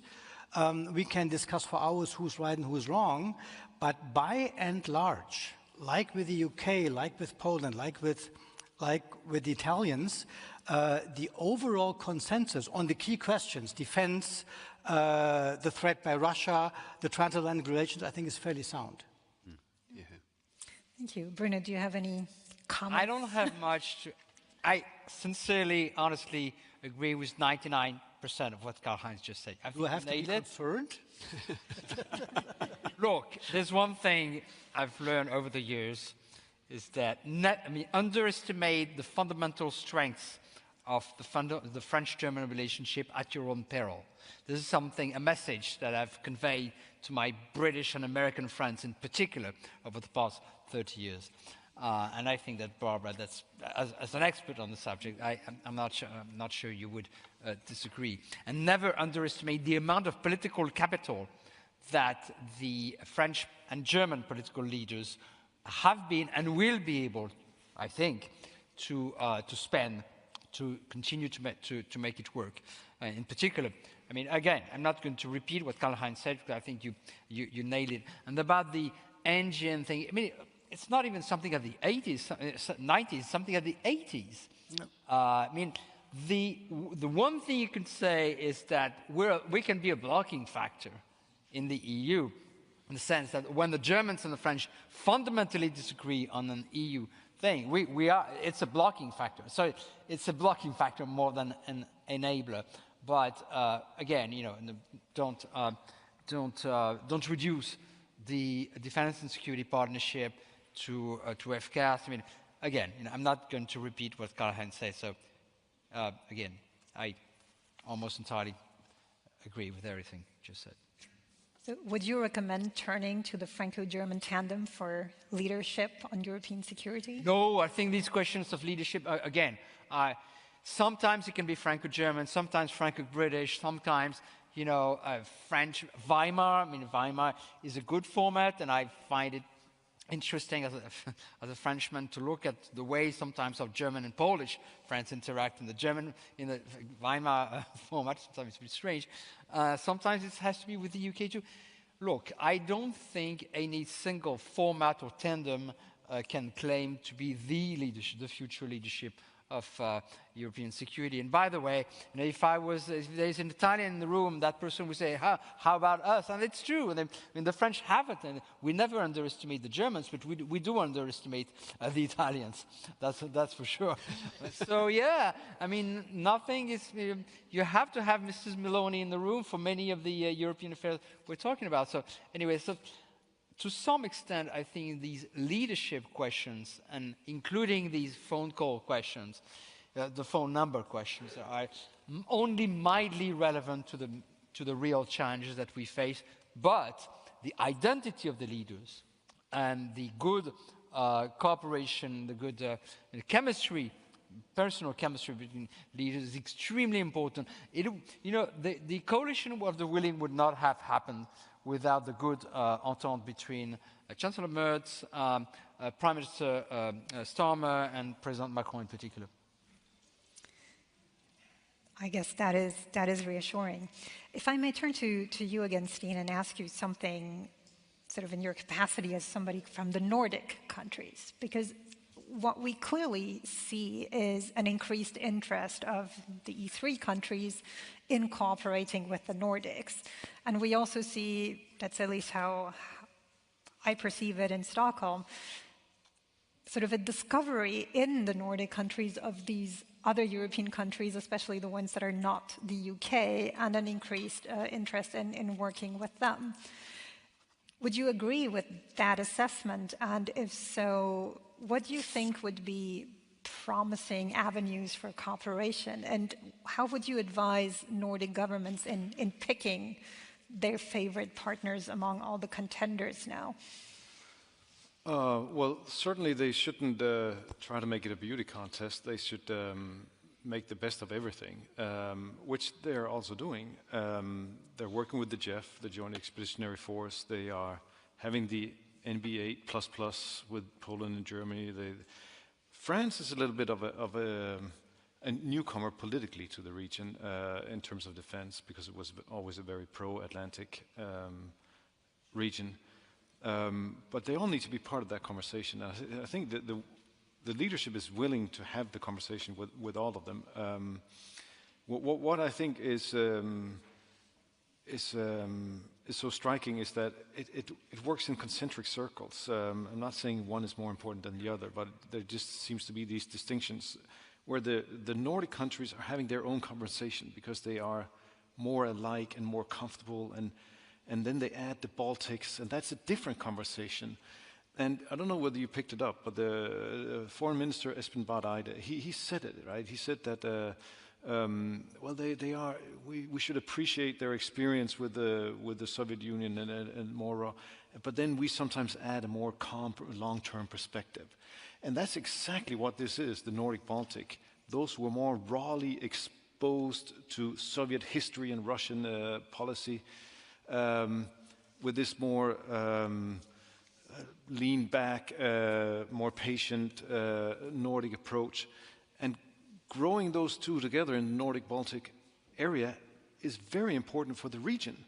Without having the big kids on the block, Poland, Germany, Britain, France, undo the conversation, because linking the Nordic and the Baltics in itself is very important. Bridging those two experiences, and they are very different. And then see how far that regional dynamic can grow organically with France or Germany or Britain. And I think they're open to business in all directions. And just to comment on the Franco-German engine, it always worked best, of course, when the leaders were in sync. But they always worked best when the structures were favorable to their cooperation. And France and Germany, it's back to the 80s, actually back to the 70s, right? I mean, this goes way back when geopolitics favored something that was apart from the US and Britain, and that was about driving the European community.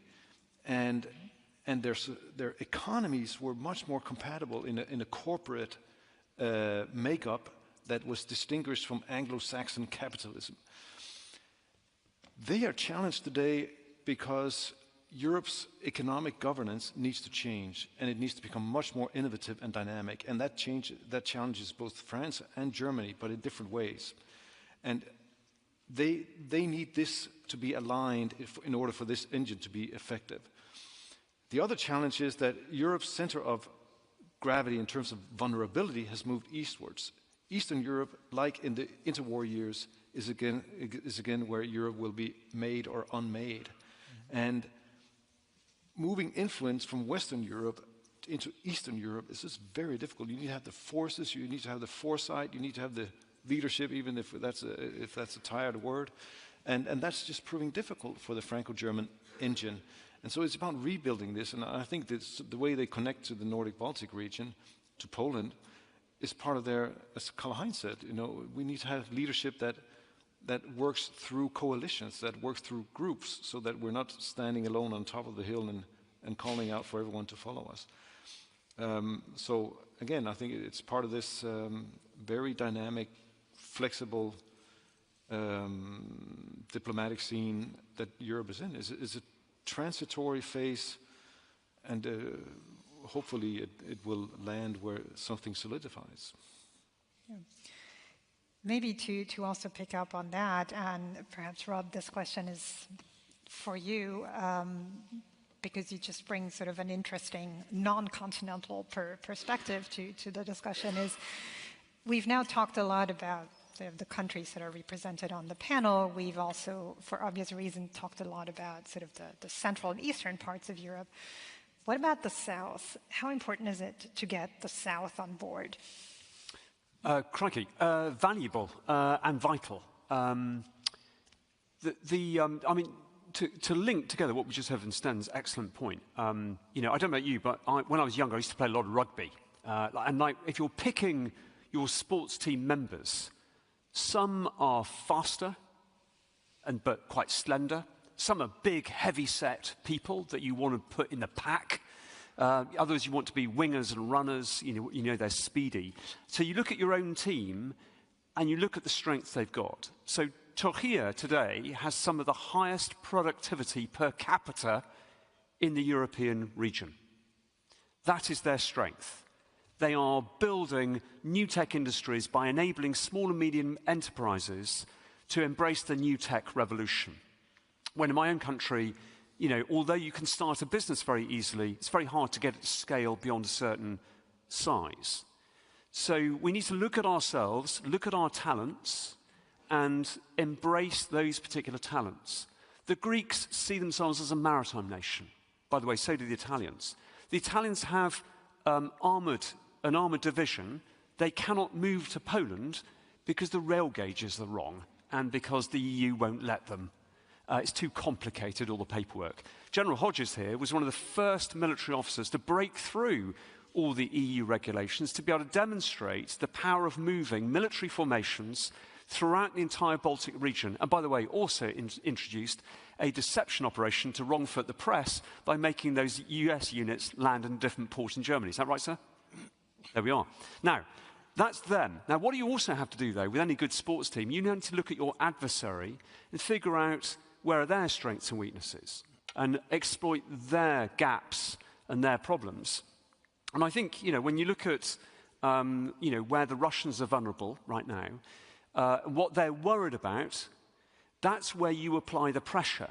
So one of those regions is the Caucasus. Russia has traditionally been very worried about the Caucasus, largely because of the Islamic population and because they took years and years to suppress a very famous resistance leader called Imam Shamil. They also had problems there during the Chechen Wars in the 1990s. But another region, which we mentioned a lot today, is the Kola Peninsula. We've talked about the largest concentration of nuclear weapons at Severomorsk. It seems to me that what we need to do is apply a little bit of our own maskirovka and apply strategic rebalancing by periodically exercising in the high north. Because once Russia knows that we're interested in the region, they will spend billions of rubles hardening those defences and being concerned about it and employing more and more bases there, like they are doing on the border of Finland. That is money they cannot spend on the war in Ukraine. And if you apply the same pressure from the south on them, and indeed from the East Asian side, you realise that Russia has been unable throughout its history to defend the thousands upon thousands of kilometres of its border. It's always weak on its edges. And indeed, when Russia fails, it's on the peripheries it fails first. And then that ingresses inwards until the shell itself fragments and collapses. So is the Europeans of the South important? Yes. And I don't want to hear any more talk about somehow the Southern Europeans are not as committed as the Northern Europeans. Absolute nonsense. Go to Greece, go to see the Turks, and you'll find they are as committed, and in my view, strategically, they're as valuable as we are. Does Spain agree? I don't know. I allowed myself to ask a question. Do you think Spain agrees with that? Well, Britain and Spain have a little difficulty over the rock of Gibraltar. No, it's not about the bilateral relation, but I'm not sure that Spain, which is actually a big Southern European country, would entirely fit in the generalization you just made. Well, look, I mean, Gibraltar, I mentioned Gibraltar on purpose because, to answer your question, it is indeed a strategic location. It guards the mouth of the Mediterranean and the entrance to the Atlantic. And, Britain would love to be able to hold it all on its own without any assistance by anyone. But the reality is that Anglo-Spanish relations, when they're good, means that secure strategic choke point is deeply secure. If Spain and Britain don't get on, that puts that strategic position at risk. And by the way, you also need France for it because you guard, the Western Mediterranean. This is the whole point, of course, of an alliance. One of the greatest remarks ever made about the conclusion of the Second World War was that it was not an American-led effort, it was a genuine Allied effort. And that's the point. That's what we should remember. Heinz, you had a comment as well? Yes, on this, on the issue of the South. I think it's easy to mock about Spain because they're not paying enough. The problem is a little bit bigger. We have since ages a East-South divide in NATO, where the East says all the money has to go to us because of Russia, and the South said, no, we have a perspective to the South. The problem of the Southern perspective is that the Eastern perspective, to say Russia is a threat, this can be dealt with linear means. You have a linear threat from Russia, which you can answer with linear means, with defense and forces and so on. The concerns of the South are much more gloomy, which you cannot deal with defense measures. So terrorism in the South, you don't do anything with the means NATO has.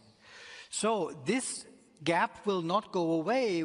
The South in general saying, why does all the money go to the East? What about our security interests? But they are not unable, but it's extremely difficult for them to find a task the classical security institutions like NATO could do to deal with the issues.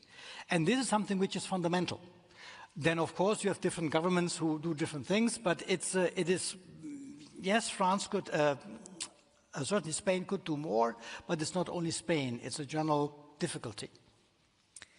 No, that is, of course, a relevant point, and maybe this is not as optimistic as we started on threat perception, but maybe it is also the case that the relative cohesion we've had in Europe about the Russian threat is also thanks to the fact that the South has been, I'm not sure I dare to use the word, but relatively quiet in recent years, which also allowed for that focus on Russia. And the question, of course, is what happens when things flare up in the South again? But this will unfortunately have to be for a different panel because the clock here shows me that we have 8 minutes left. And so I would like to use the remaining time by giving each of you 2 minutes to answer one question. I know, Bruno, that you said that this whole leadership debate is maybe not what we should be having, but what I still wonder is, okay, if we as Europeans need to overcome strategic divides and do something differently than we have in the past because circumstances change, there needs to be a plan, there needs to be a vision of where we go. And so where does that vision come from? Who's going to provide it? Where will it be elaborated? So that would be my final question to each of you, hoping that you have the answers or at least ideas on it. And why don't we just go in this direction, if that's fine with you, Rob? Oh, crikey. Okay. Look, Britain and France together possess over 500 nuclear missiles. And if we ever had to use them, God forbid, Russia would cease to exist for 200 years. So that's an awesome responsibility, and no one should diminish, that firepower. That is our ultimate deterrence, it's our ultimate insurance. Britain is struggling to pay for it all, so, if Germany might be some generous money coming along, that'd be marvellous. And I made the point, and I won't repeat about sort of defence industries, but I do think we need to sort of now work very hard on scaling up those sort of responsibilities. I would believe, by the way, that, that rejoinder about the South is that if Libya had firmed up and become a Russian base, or Syria had remained as a Russian base, I dare say we'd be paying far more attention to the conventional defence of southern Europe than we do. We have the luxury of strategic depth. Perhaps a final thought is that Henry Kissinger warned that the big Eurasian continent could potentially become a superstate that was detrimental to American interests. So American policy for Kissinger was to keep Russia, China, India, and so on divided. And that Europe is like a sort of a glacis, a seaboard on which American interests depend. So we need to keep reminding the United States their interests lie here in Europe. We have 3.1 million military personnel without the Americans at all in NATO. We have an armada of navy. We have an air armada to go with it. And when we work together, we are incredibly powerful. It's been said many times, our wealth dwarfs that of Russia. So I think we're in a position not to indulge in the histrionics of sort of, elaborate shouting. Europeans don't really go in for that. We can speak softly. We do carry a big stick. And if we get ourselves prepared, then I think we have nothing to fear. Right.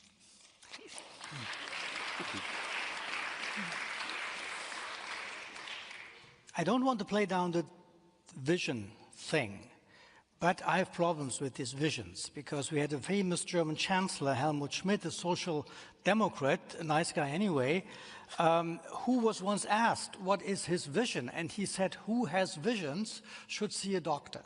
And I think this is a famous quote, and I think it goes in the right direction, because I happen to believe the Macmillan thing, that the question, what drives politics? Events, events, events. And the Greenland case is one example how a single event can create, through a number of different inputs and factors, cohesion, which we didn't expect before, even from countries who do not have that much to do with Greenland. It happened because Trump had a vision. Well, this is why I would suggest he should see a doctor.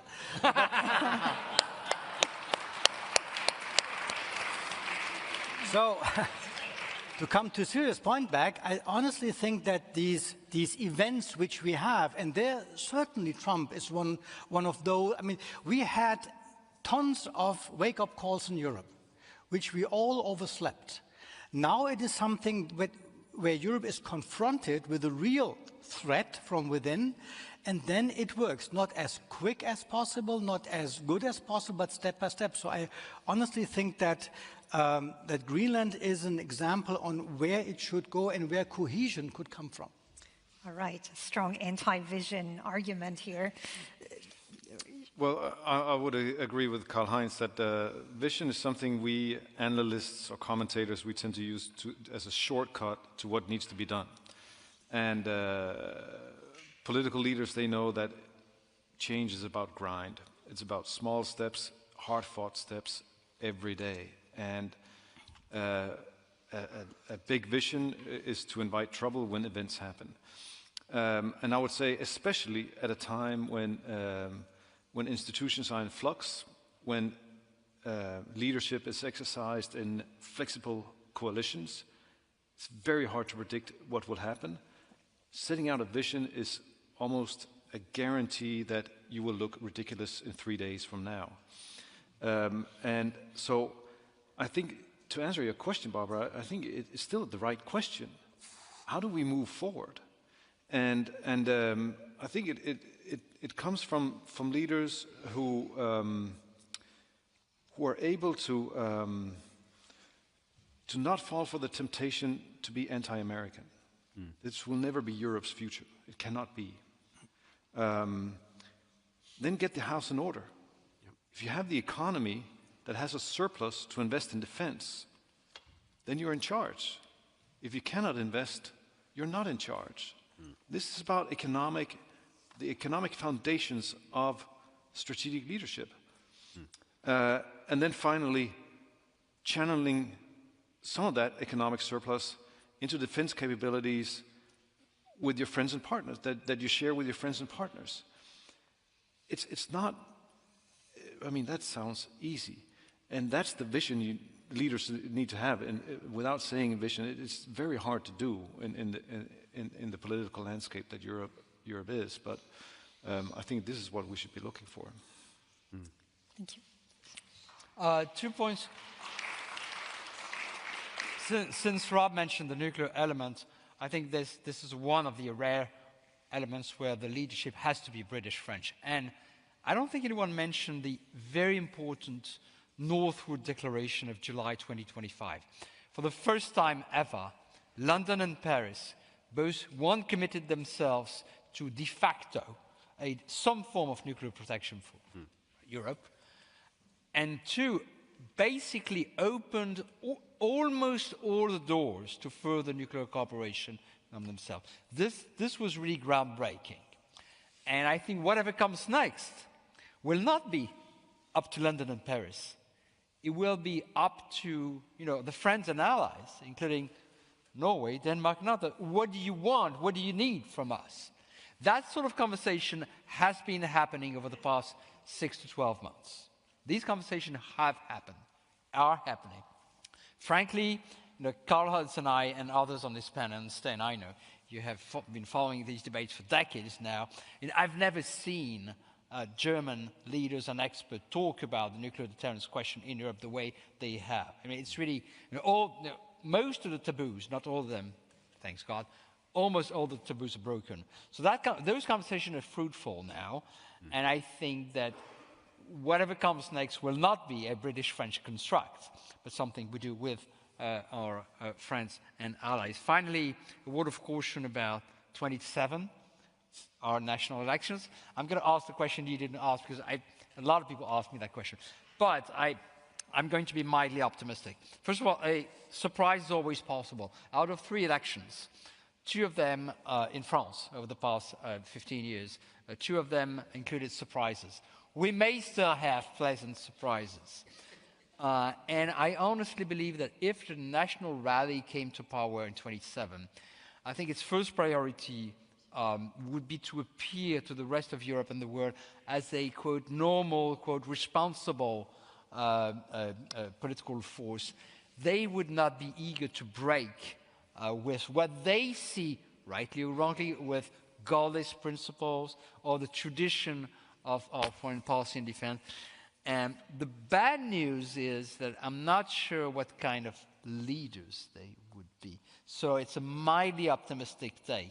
But my main message here, don't assume that if the national rally comes to power in Paris in 27, then everything is, goes down the drain. I think they will do their best to make sure that Paris and France appears as a strong defense partner for their own interest.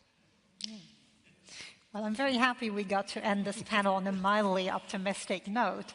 And with that, thank you, of course, to our panelists. And back to you. Thank you. Thank you, Barbara. Thank you. Thank you. Thank you so much, Barbara, for leading these 4 guys, truly a European panel, through a very interesting discussion, which leaves us with a lot of food for thought, no quick answers. But I have to say, now Elvis is really leaving the building, and I take you with me, because this was the last panel of a fascinating day. I hope you have learned a lot, got new ideas, if not new visions. That's then you should visit the doctor. But I hope to see many of you back tomorrow, where we are going to discuss the maritime domain, the new geostrategy of the maritime domain. We will start 9:30, and the registration starts 8:30, 1 hour before. So please, I'd like to see you back tomorrow. But thank you very much. Thanks.